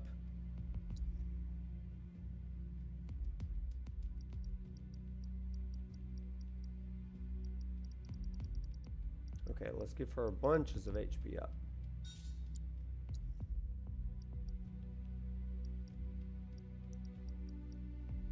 HP up, and then we've got...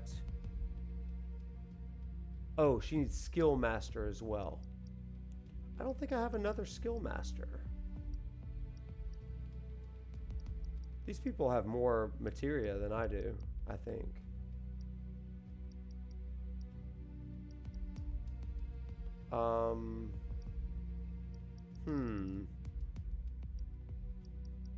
Yeah, I don't see a Skill Master. Oh, there's Skill Master. I'd rather Tifa have Skill Master than Cloud, and I only have one. Let's see. Think of the toughest battles of KH on critical mode. Oh, gosh. Just add my own there. Okay. So, Skill Master. ATB assist, do I have that? Steadfast block, luck up, parry. Tifa's gonna be the tank.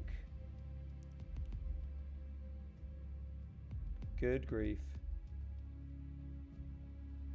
We'll have barrier on Tifa at all times. Okay, good to know. What's her HP at this point? Probably not great. Yeah, let's give her another HP up materia, I say.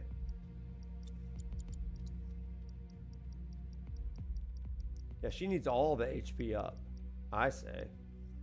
Take it from Barrett. He doesn't need it. Okay, she's at 9110. Oh, gosh. Aerith and Cloud are not doing great for theirs. Okay, and now Aerith. Let's look at Aerith's stuff. Oh, wait. We need to give one more to Cloud. Let's give him an HP up.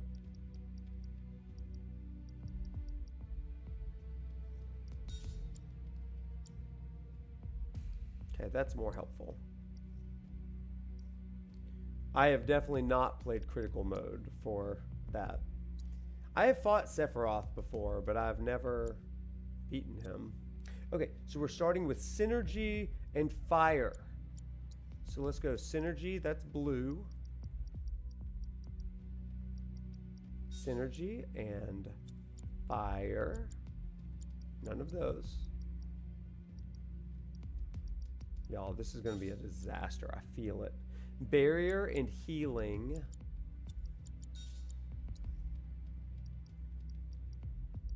I just feel it in my soul that this is going to be terrible.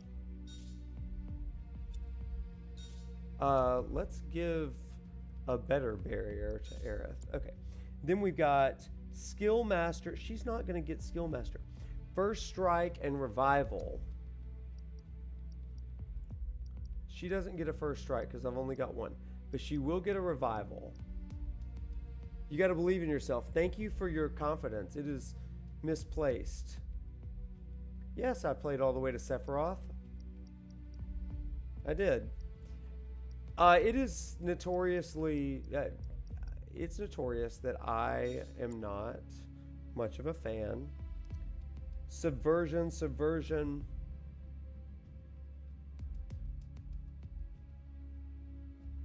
Okay, let's do some subversion then.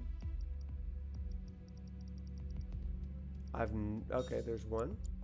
Why are we doing 2 subversions? That's weird.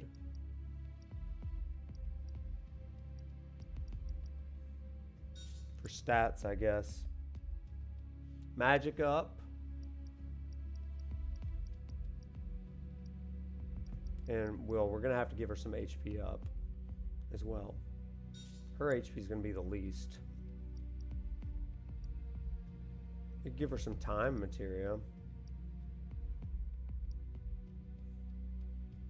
Shouldn't she be like curing people?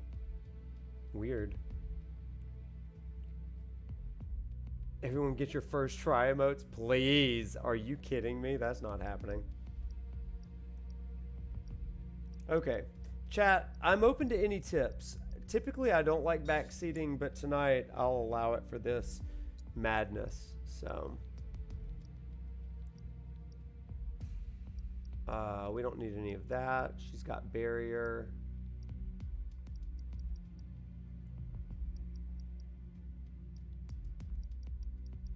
Oh, let's give her another HP up. Okay, do we feel good about this? Oh, their HP is awful. We do need to sit on a bench.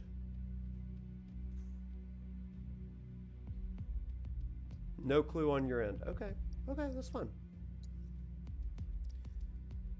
We do need to give her Leviathan, I think. Oh, she's already got it, so never mind.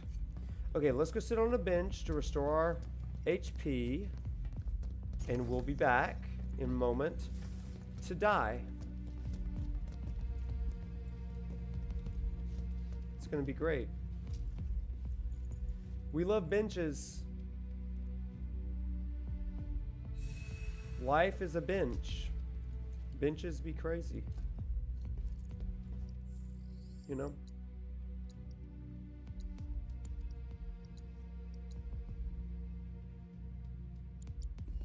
Oh, you press triangle on the materia screen. You spit out your water. For future. Okay. Let's do it, everybody. Oh, wait, hang on. I need to read the rest of the guide. Why these material choices? Okay. To get ATB back.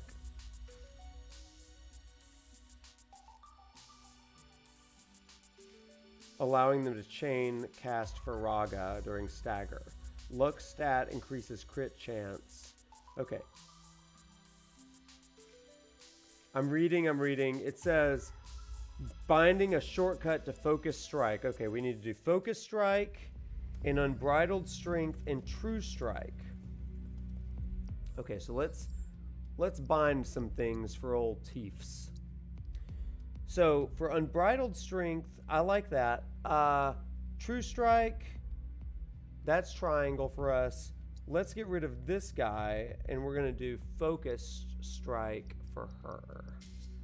And then, oh, that's circle. No. I actually want focus strike to be down here. And then anything else here? Bad breath, gross. Not really. I think we're okay here. Spells, maybe. We could use a Faraga here. That'd be fine. Okay, locked in. We are so locked in. You got this? I love how impressive, I love how encouraging you all are. That's really helpful.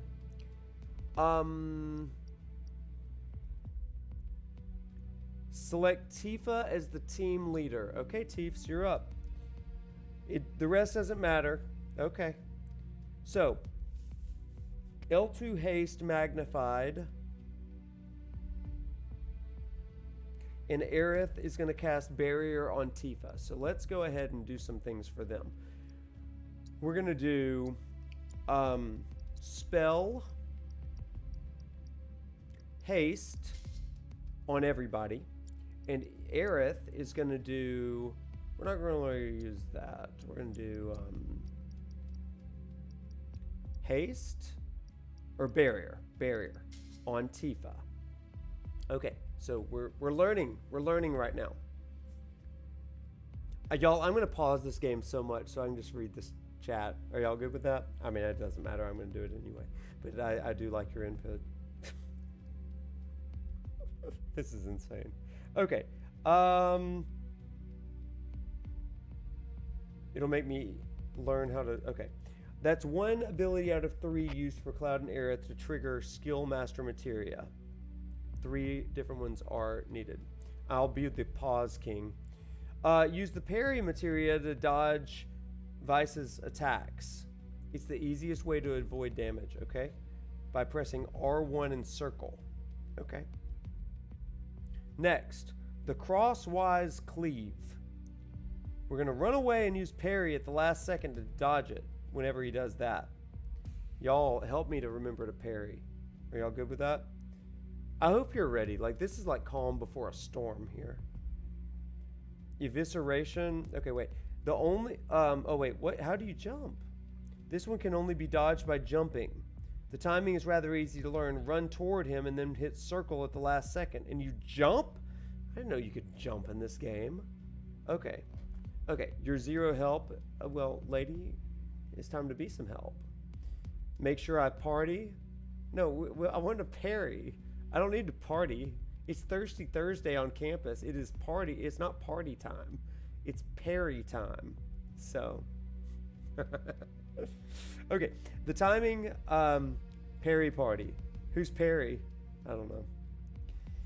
Punch until Weiss is tossed into the air. Oh, that'll be fun. And then hit focus strike.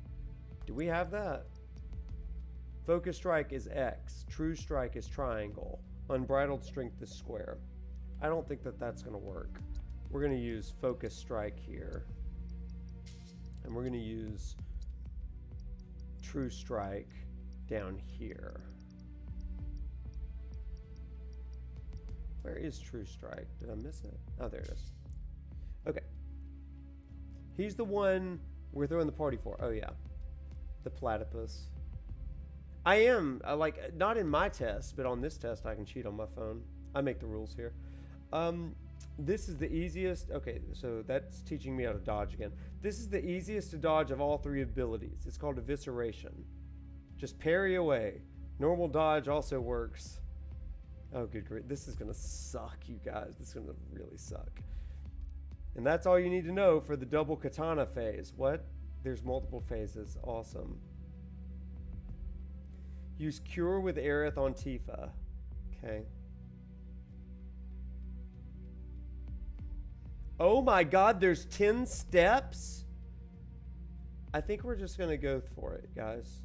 We're going to learn as we go, shall we? So stage 1 is what we call nothing. It's just the beginning. And then stage 2, well, that's just more of the beginning. Let's just do it. Let's just do it. How about that? Let's just do it. I'm so tired of learning. Let's just do it. Chad, I need your help. Win it with vibes? Oh my gosh. Okay, here we go. Cloud, Tifa, Aerith. It costs 700 gil to lose? Leroy Jenkins! Oh god, you guys. They shall be slashed, strangled, and slaughtered. Beaten, stabbed, and crushed. Whoa. Garroted and he works out. Shot and executed without mercy. Oh my god. Oh my god, this is gonna suck. Let the hunt begin. Okay, Chiefs, let's see what you got. No, I thought Tifa was my party leader. Oh. Cloud, get back. Cloud, get back.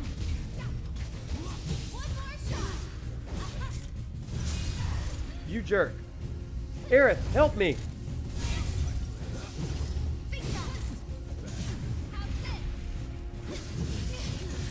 Dodge better, Tifa.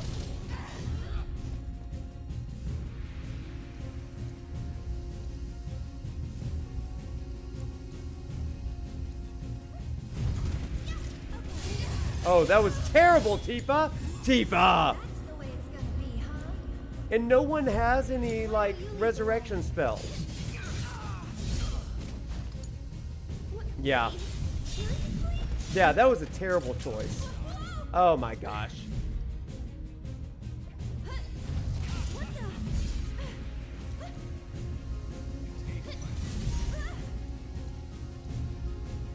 Okay, Tifa, you're back up. You'll feel better in a second. All set.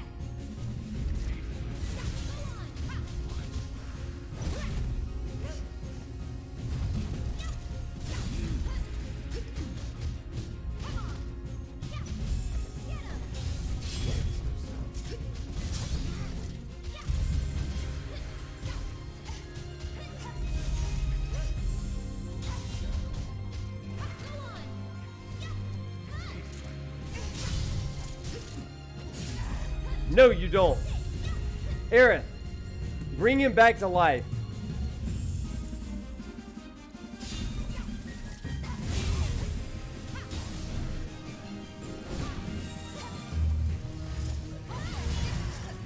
Get up, girl.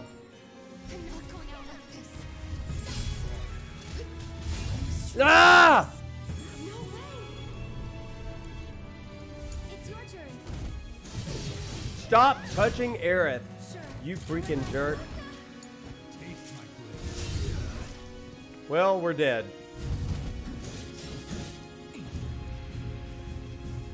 See, I think everybody needs a resurrection. They're assuming that I can live, and I cannot. So, okay, we need everybody to have revival. I think I'm kind of learning some things. So he's super fast. We know that. Okay, so we know some things. We know some things now. First of all, why wasn't Tifa my party leader? Why didn't it go there? So I think I have to choose her first. So there's that. Point number 2, everybody. We're going to let Cloud... We're going to give him a revive materia because everybody needs a revive materia in this fight. I'm going to say. Because the guide assumes that I'm not going to die, and that's wrong. That's wrong. Thank you, Conjugate Voices. I appreciate your kindness to me. Tifa, I don't know.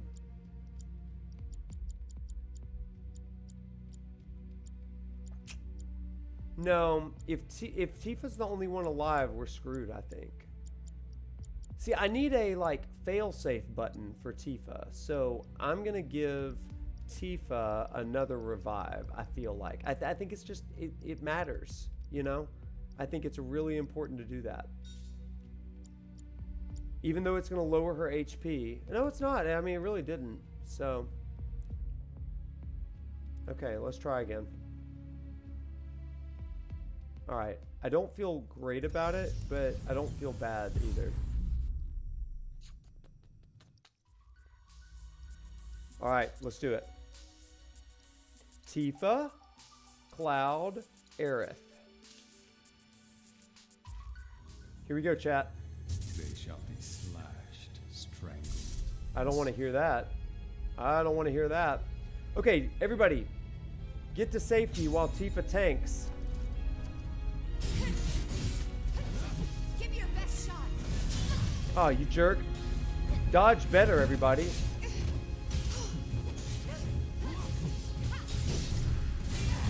That was not the easiest.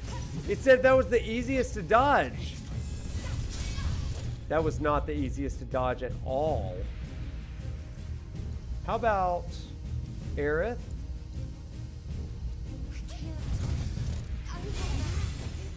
That was a terrible choice, everybody.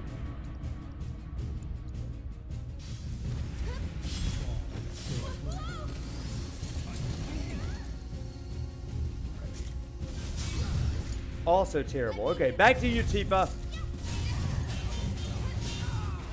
Oh, that was really bad. Somebody save me. Not like that. Oh my gosh. This fight's not over yet. Is it? Oh, don't shoot me. So that's the way it's gonna be, huh? Is it? We're not doing as well this time, are we? Can you take over for me? Well, down goes old Cloud. And down goes Aerith. We're just gonna go again. We're just gonna go again. Because like that was a bad run. That was a bad run. I did better the first time. Re-challenge. Okay. Boo. Only parry. Dodge does suck. Strangled and slaughtered. Prayer circle for Prof. Do I need prayer materia? Probably. Okay, we'll give it a few more tries, but...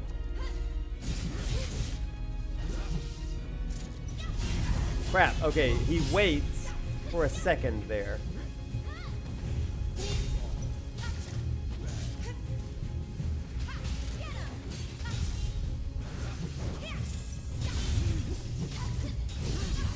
He's immune to everything.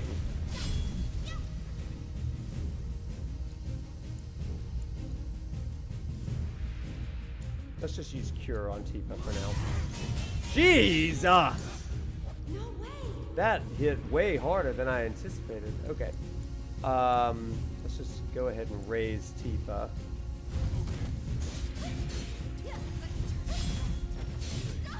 Somebody, please.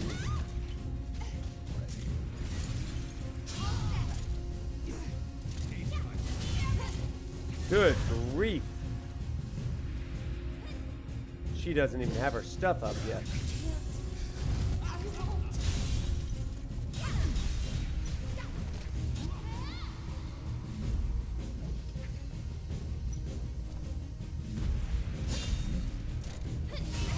Crap!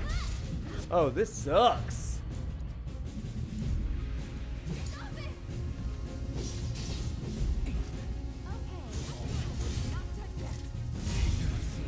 That sucks.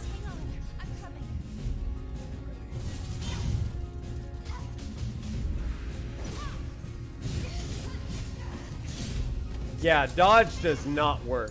That's what I just learned. That is absolutely what I learned. That's awful.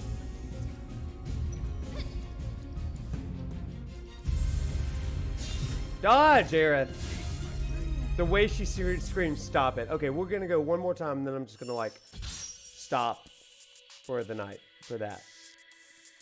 Because that is not going well for me. We'll figure it out though. Can't do anything till he's pressured. That's what it turns out. Yeah. Try not dying. You shush.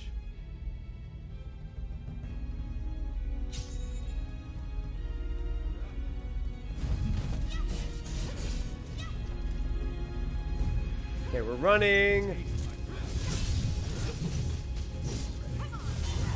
Get up! Cloud, get away. You're getting in the way. I'm the tank here.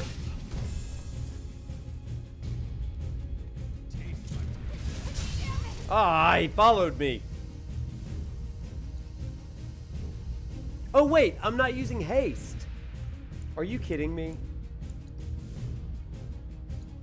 Not throwing in the towel. Yeah, that was part of the problem, right? So that's I mean, yeah, that was the problem. Please. I forgot to use haste and barrier. Dadgummit. That was like the one thing it told me to do right off the bat.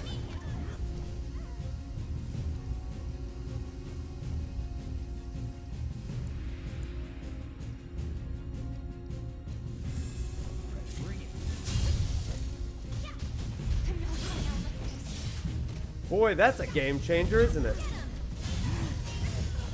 Yeah, let's try that this time. How about? That'd be amazing.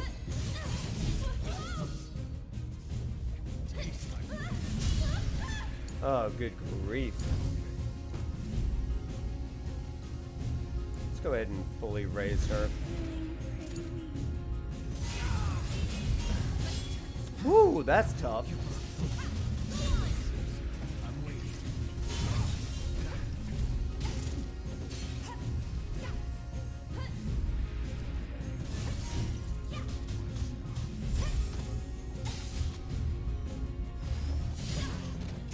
Dodge, Tifa, parry.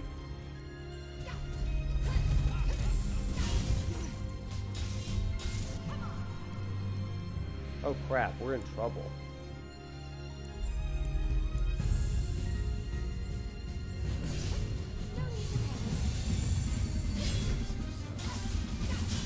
Ah! This music is pretty baller.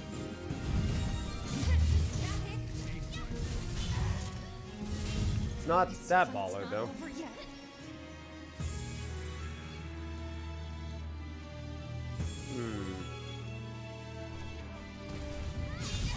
Crap! Yeah, me too, Aerith. Yeah, I'm mad too, Aerith. Bring old Teeps back to life. Can you? Nope, we lost that. Yeah, I know, just die. Oh my gosh. Okay. New idea. Yeah, we never want to control Aerith. She's weak. She's weak. She's super important, super strong, but good grief. They shall be slashed, strangled. Okay, so first things first. This will be the last try. Then back to the story. First things first, Cloud. Barrier on Tifa. Yeah. And Cloud, haste on Tifa.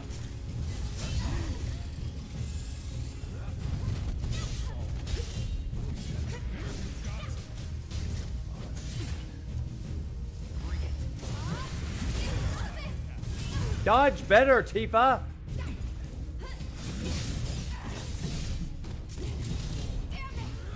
Okay, somebody heal me.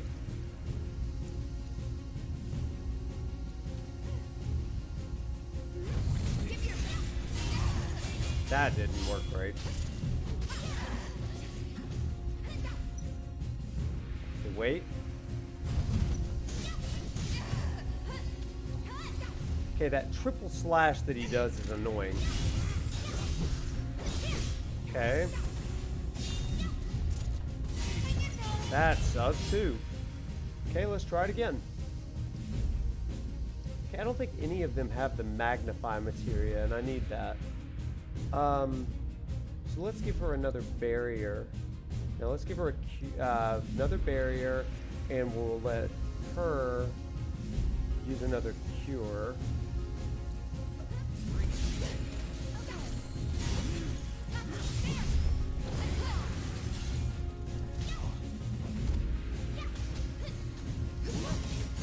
No, you don't.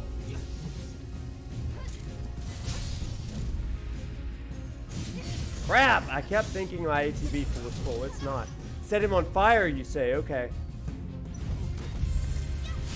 Crap! Let's try Faraga on him. How about that?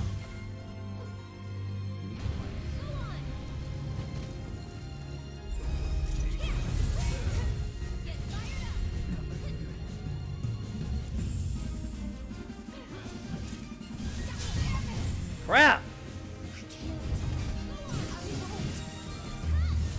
Dodge better, Tifa. Oh my gosh. Don't ever be Aerith. Oh my gosh.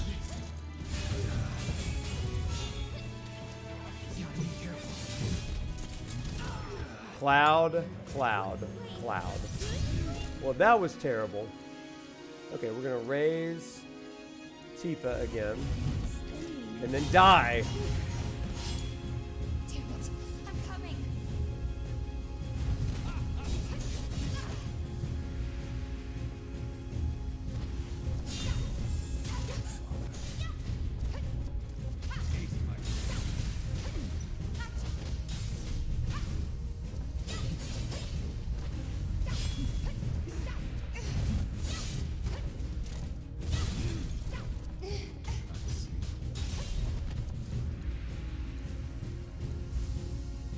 Shake it off, okay?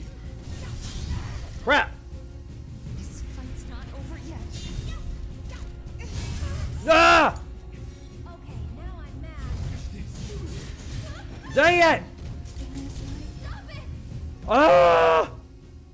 Okay, so like I feel like I'm getting better things. Okay, one more try. One more try. One more try. I feel like I'm understanding some things. I hate this. Okay.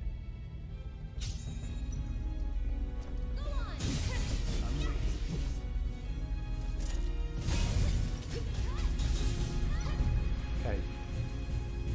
No, not you.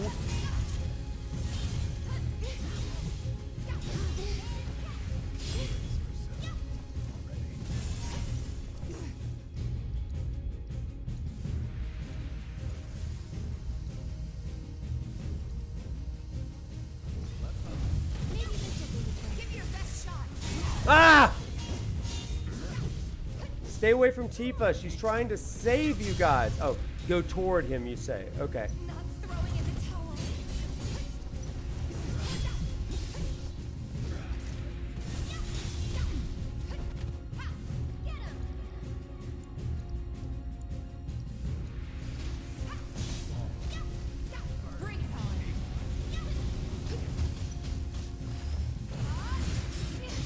Get back!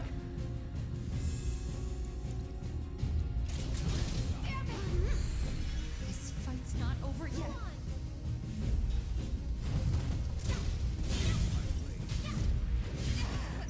Get up! Tifa!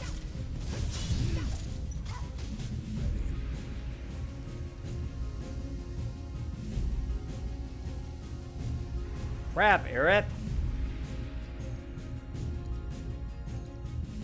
I don't even know!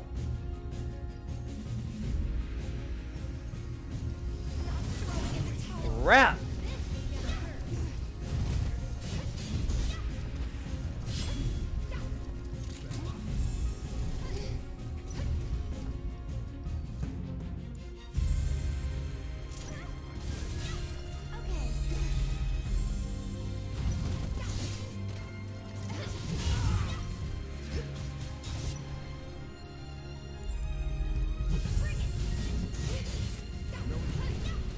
Go, go, go, Tifa, go!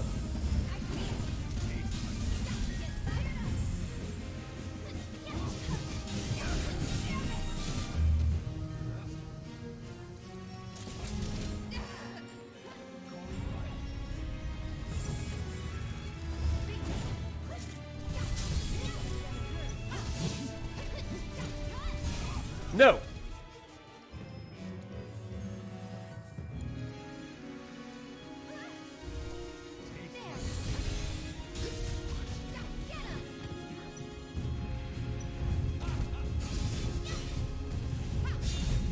Get up, Tifa! Stop it!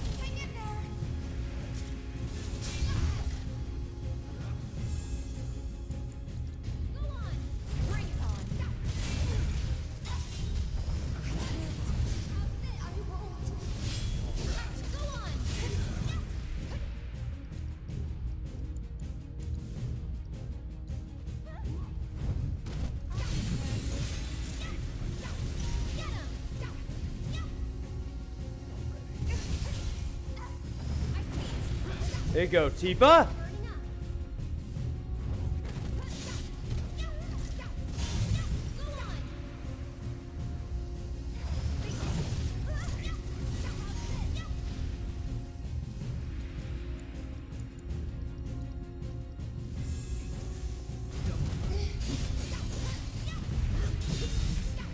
No, Cloud! Don't be like that. Ugh!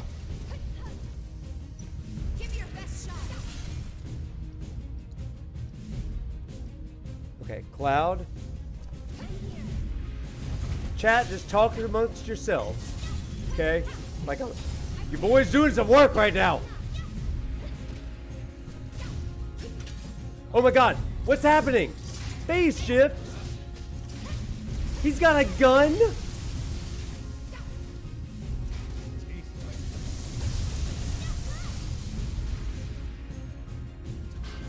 What is happening?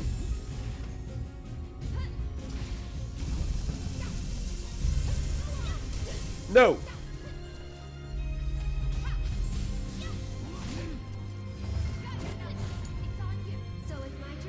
No, I didn't want to do that.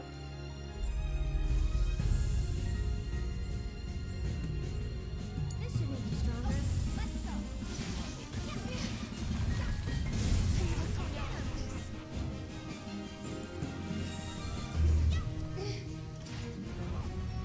I'm moments from death? What does that mean?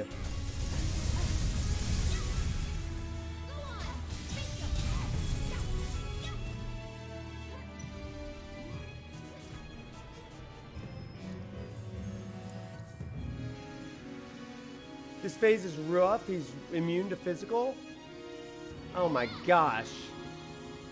Hi Darius, what's up? Welcome to hell.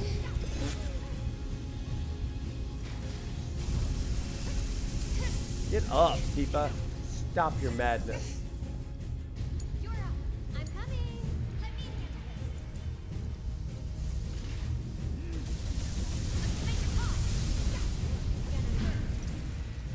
Something's happening. I don't know what it is. Something's happening.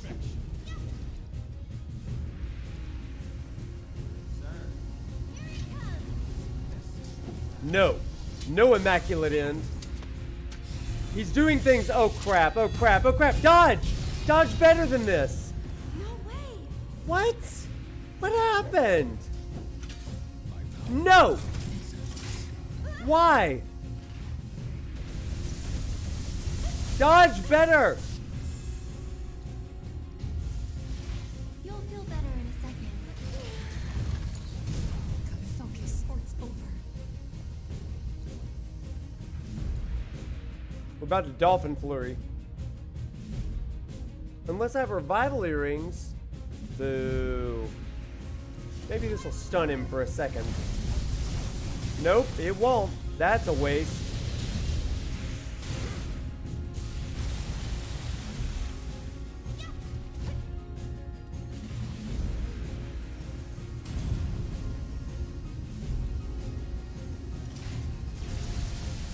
Dodge better, Tifa. This fight's not over yet.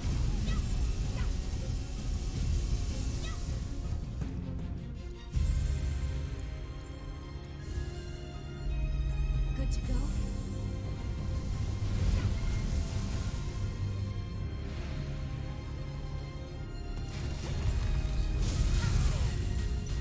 Can't fight him there.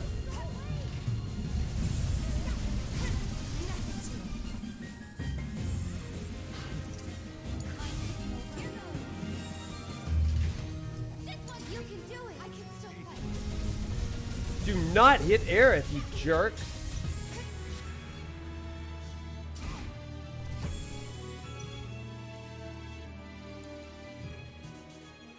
This is the longest we've lived, though, so that's a fun day.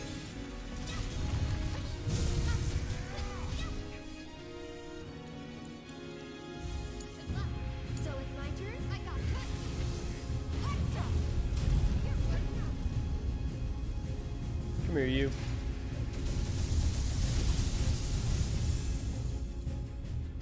Okay, we're running out of magic now. That's fun. Aerith, get out of the way. Let's raise Cloud, how about? Dodge better, girl. Dodge better. Y'all are getting to see the worst part of me. Oh, Cloud, thanks for joining us again. I can't. I'll show you what I can do. Will you? It's your turn. Crap! That sucked. You ready to dodge again? Give your best shot. Don't hit me with your best shot. We don't want that. Let's dance, asshole. Get him! Get him, Cloud! That'll give us a moment.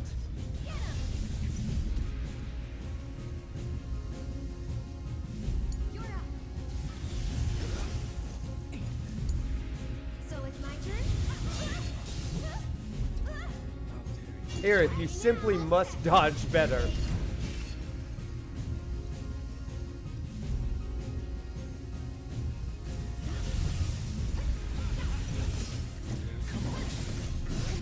Oh, good grief.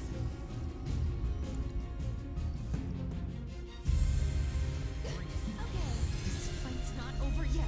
It's not over yet. You're right, Tifa.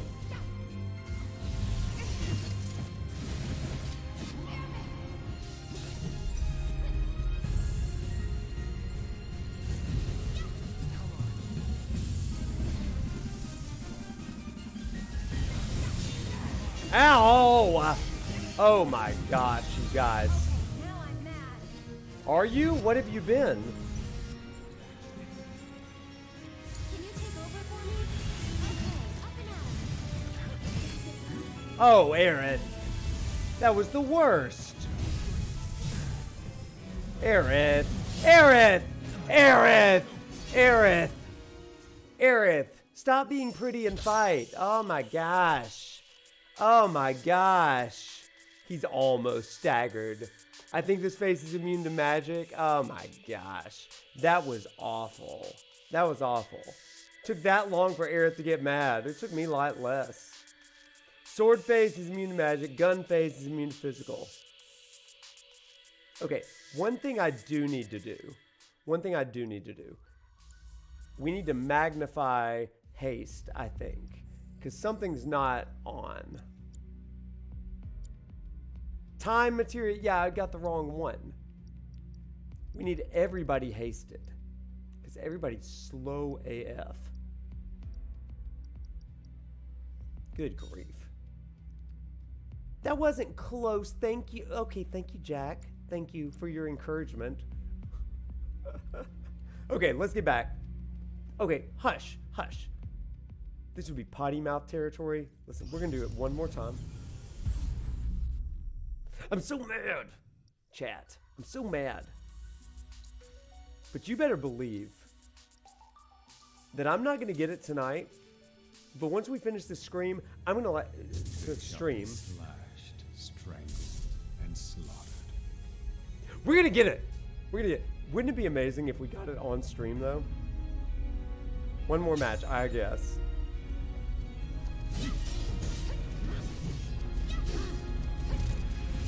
No, no, no, no, no, no.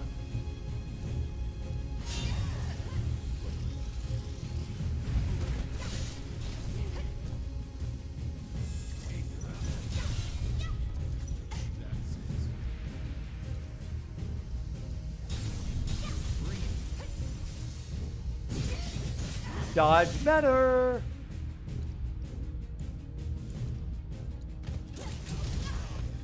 Stay strong, okay? Thank you, Aerith. Okay, seriously though. Damn it.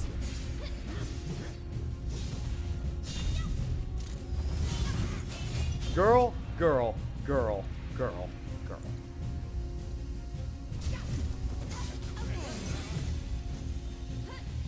Here he comes, here he comes. I missed.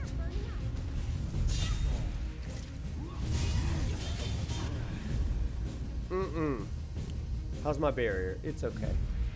How about a Faraga?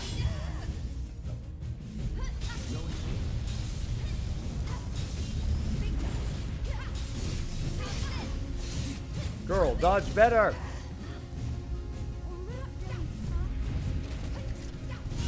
Yeah, that's what I've learned. He pauses for a second with evisceration.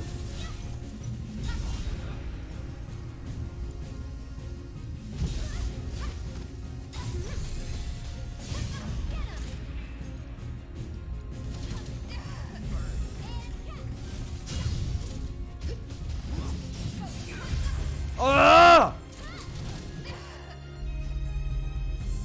Yeah, he uses them all, doesn't he?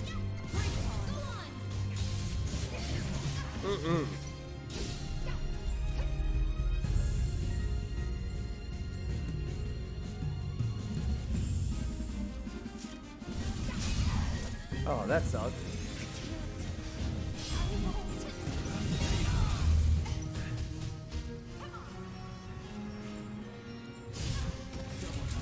Yeesh!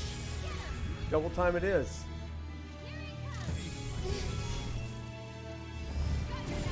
Missed again.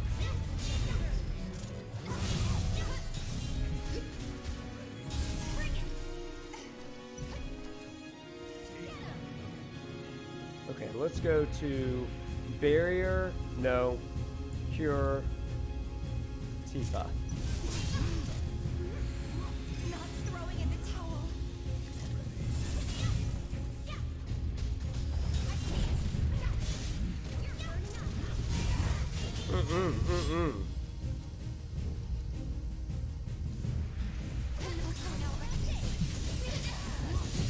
This fight's not over yet.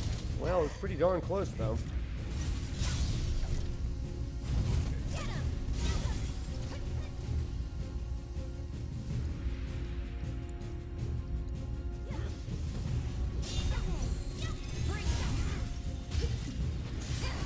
Get up!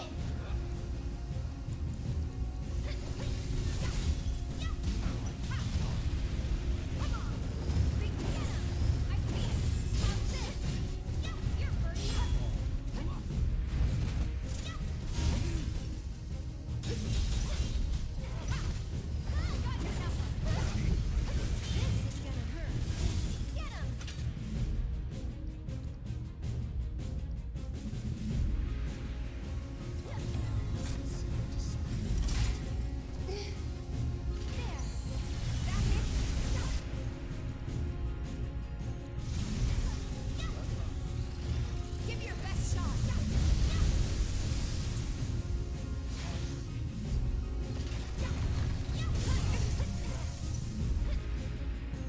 Okay, I think this is where he's immune to something. Like physical, yeah. Okay, then he gets mad. Still immune to that, okay. Noted. How about Aerith? You want to hit him with some fire? Or do we want to cast a summon yet? I don't think so yet. When I'm not saying anything, yeah. That's how you know I get stressed.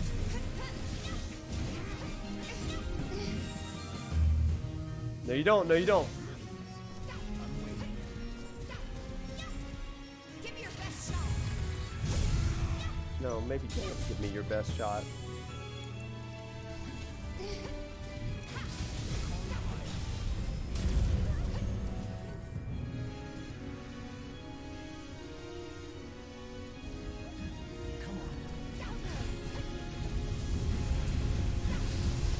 Good dodge, everybody. Tifa's so fast. Get him!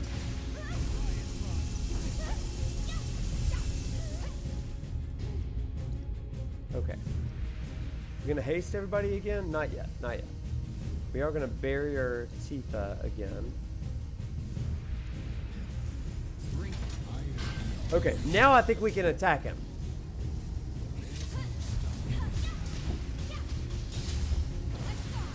Oh crap! Are you freaking kidding me? Are you freaking kidding me? What the crap? I'm here. Okay, I've got to do something about that. Take over for a bit. That was stupid. That was so dumb. That is also dumb. Not throwing in the towel.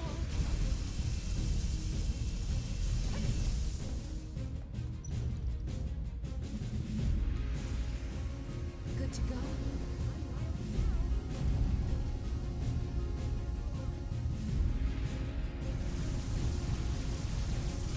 Aerith, dodge. Go, Tifa, go! Go, Tifa, go! Go! Crap! Okay, now I'm mad. Girl, I needed you to be mad earlier. No! Ah! That sucks. Oh, Tifa's up! Tifa's up somehow. Tifa's dying, though.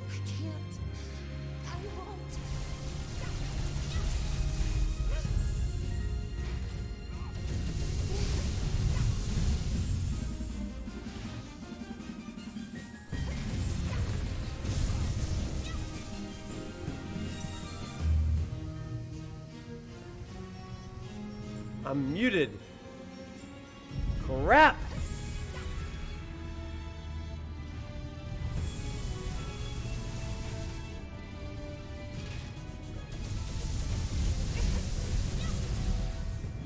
no longer muted.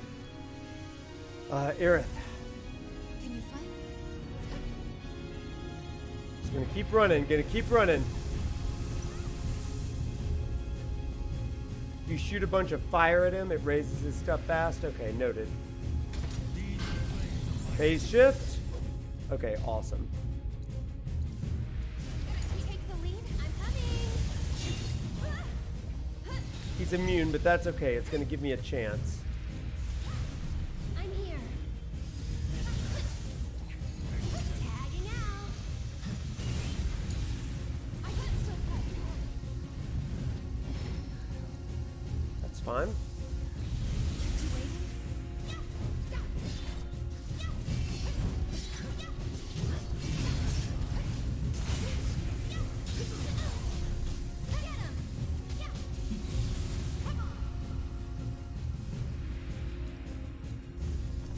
You'll feel better in a second.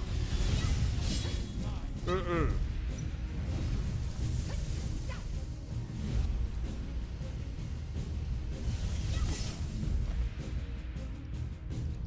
Okay. Weiss, go.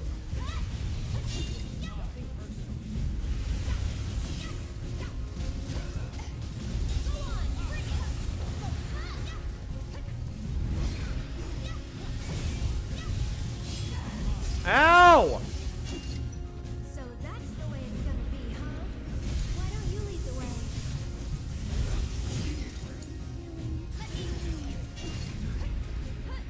Okay, keep bouncing.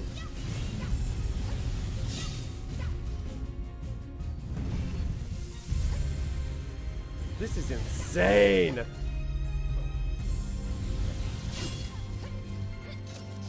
We're just running around like fools.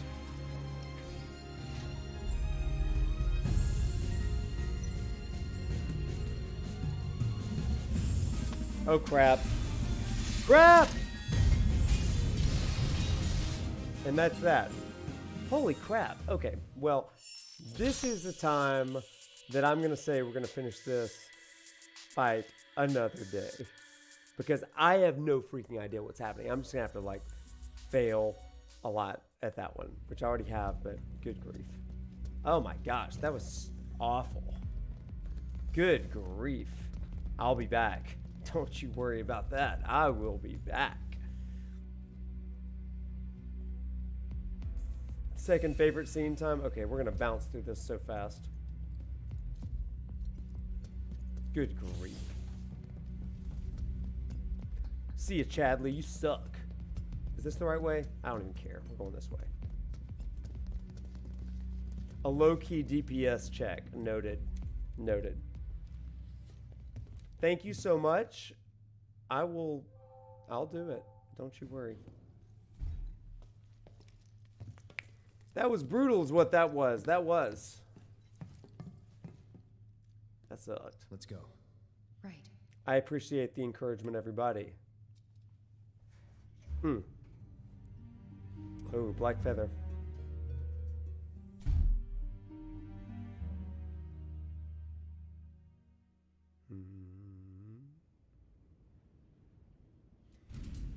Ah, thank you. I will get my way back. Got to pressure and stagger him to deal enough damage before he cracks out that immaculate end.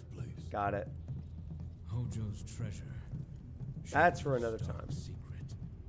What I wouldn't give to burn it all down. But we need to get to the roof. All right, let's do it. To the roof. Not that way. Come on, Rid.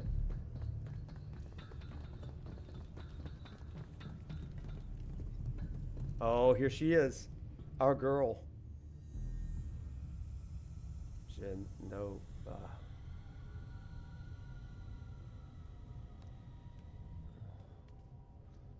What is that? Genova.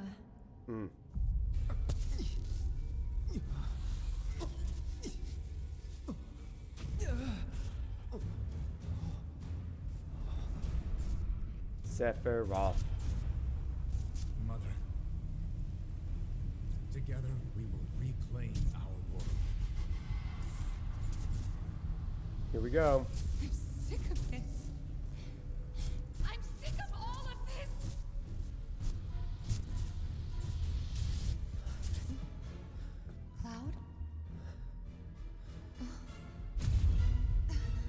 Look, kids, it's Mom. It's so good, right?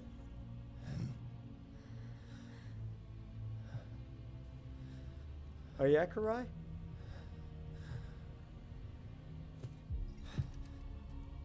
Tell me, is it really you? Me too, Kuya.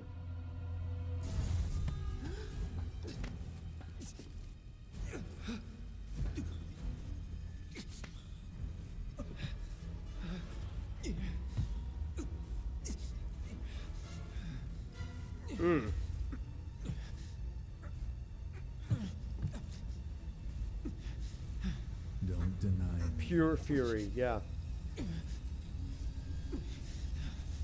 Embrace me.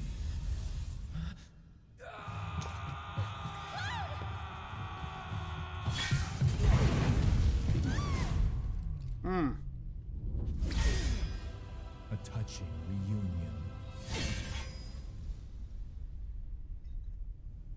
Gosh.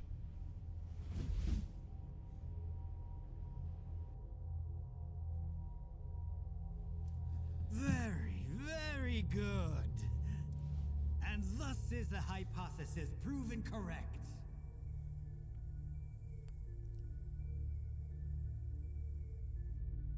I can only hope you will continue not to disappoint.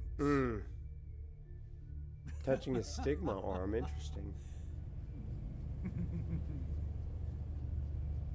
This wacko. Alright, this chapter isn't like super long if you know what to do with it. My goal is to get through the lab and then we will save the top of the Shinra Tower all the way to the end of the game for Tuesday. How about that? I'd better hurry.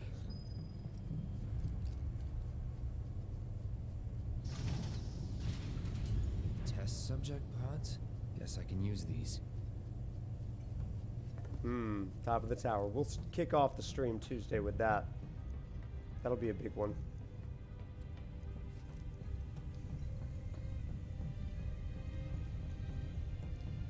Test subject pods. Ugh.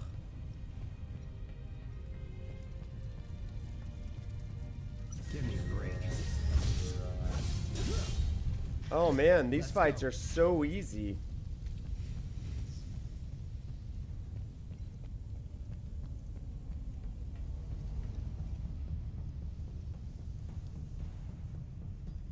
Well, we're gonna have to save top of the tower for Tuesday. Need a hand? Thanks. Hmm. That'll do.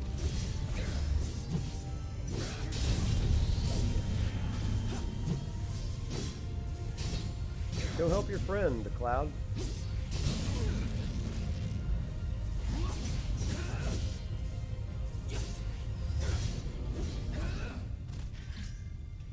Oh, see you, Chrono. Okay.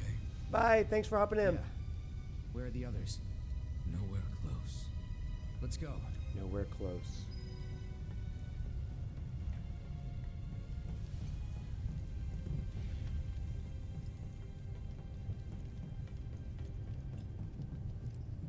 What is it? What's all the way over there, Red? If we flip that switch, we can get to the other side. I may be able to do that. Get on over there, buddy. You sure? Yes. Red defies gravity.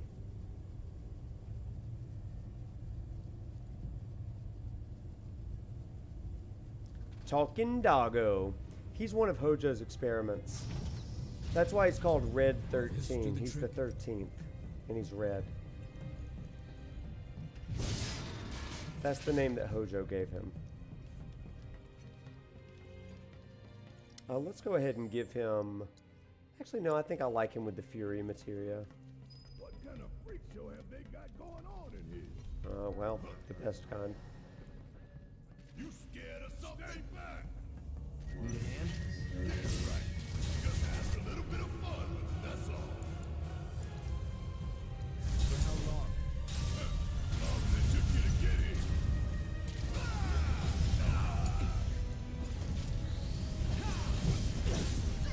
There we go.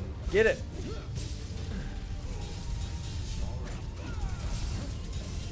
Oh my goodness. Get over there. He is the best doggo. I mean, he's no Torgal, but we do love Torgal. Well, this is not going well. Also, I didn't give everybody their normal materia back. I'm in this, like, survival Tifa mode. Oops. And nobody has revive. Oh my gosh. This is a disaster.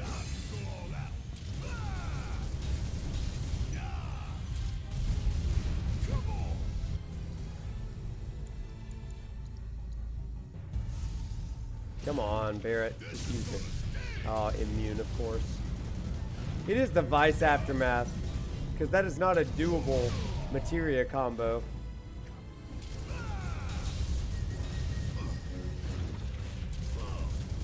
I've been fighting like Tifa. Weiss does kill, like the chat. Good night, Racing. We'll see ya. Actually, I may have been a big liar. I may need to go to bed earlier than the end of this chapter, even though it is kind of short.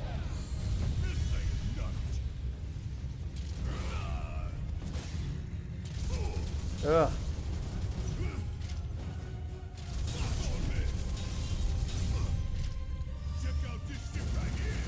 Good grief, kill these guys.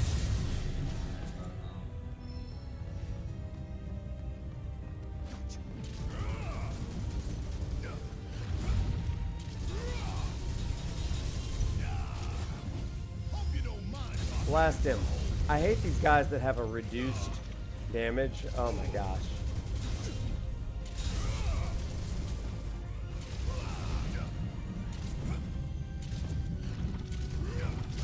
Oh my gosh! Freaking Weiss. Freaking Weiss is all I gotta say. Freaking Weiss. Those stupid materias. I'm gonna have to fix that real fast. Okay. Now, Cloud, you're all messed up, bud. You're all freaking messed up. Actually, no, I'm not gonna give you one of those. We're not going to give you that either. Okay, let's look at some things.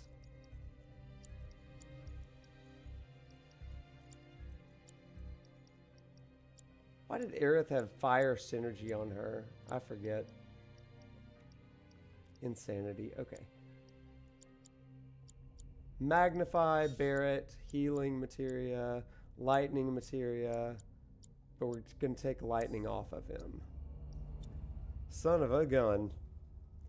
Good grief. I think my brain's fried too. I think you're right. I think it might be time. It might be time to call it, and we'll just do 17 and 18 on Tuesday. We'll save intermission for the week of rebirth or something. Woof. All I gotta say. Subversion. I don't want him to have...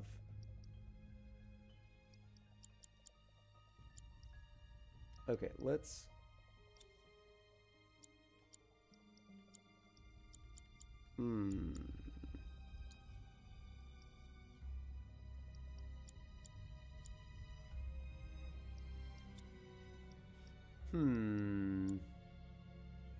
Let's give him some revival, I guess.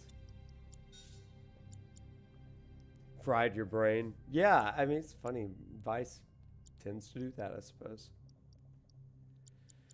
Ugh.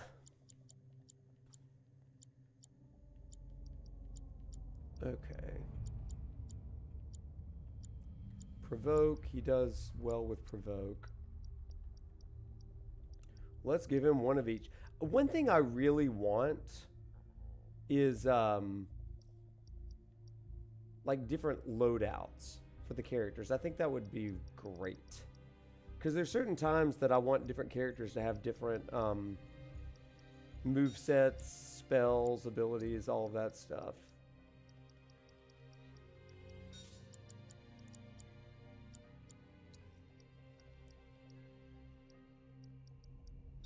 Oops.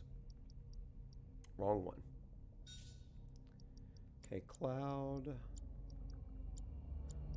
You don't need 3 refocuses.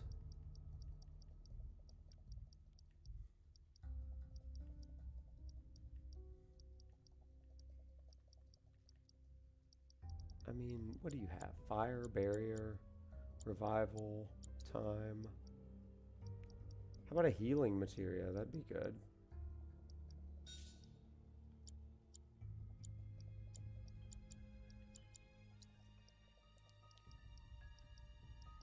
I don't love playing because of Elden Ring. Yeah. I never got that frustrated. I just kept on going back like a lamb to the slaughter. It was fine. Poison. Oh, man.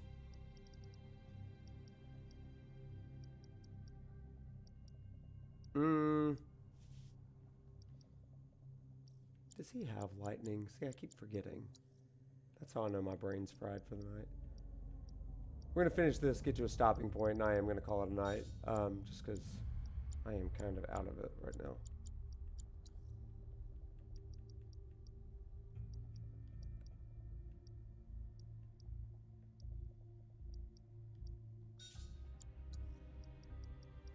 And he's got fire. We know he has fire. We've been streaming for 4 hours. Good grief. Y'all real ones for hanging in there with me.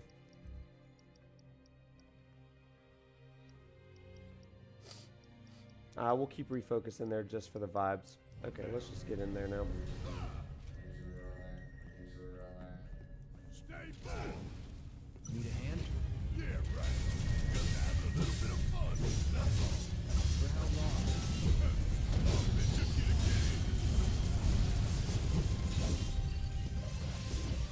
This song sounds like a Kingdom Hearts song to me. Well, I appreciate you.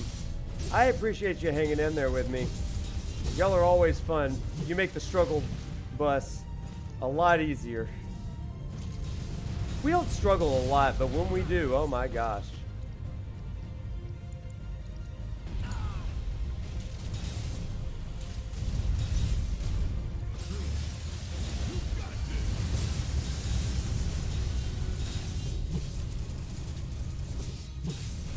There we go. Teamwork do make the dream work.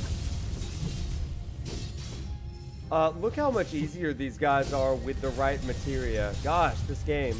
This is not the kind of game that you can just push through, is it? It's not just a button masher. That's what some critics have said. And I'm like, no, it's not either.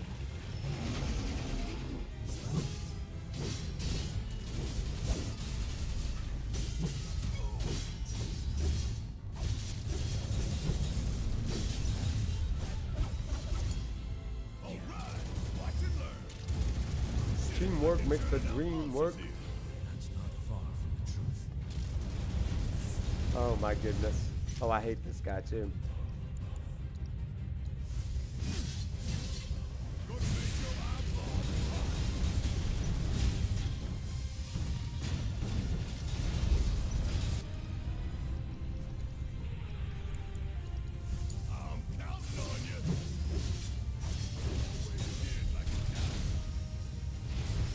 Oh, crap.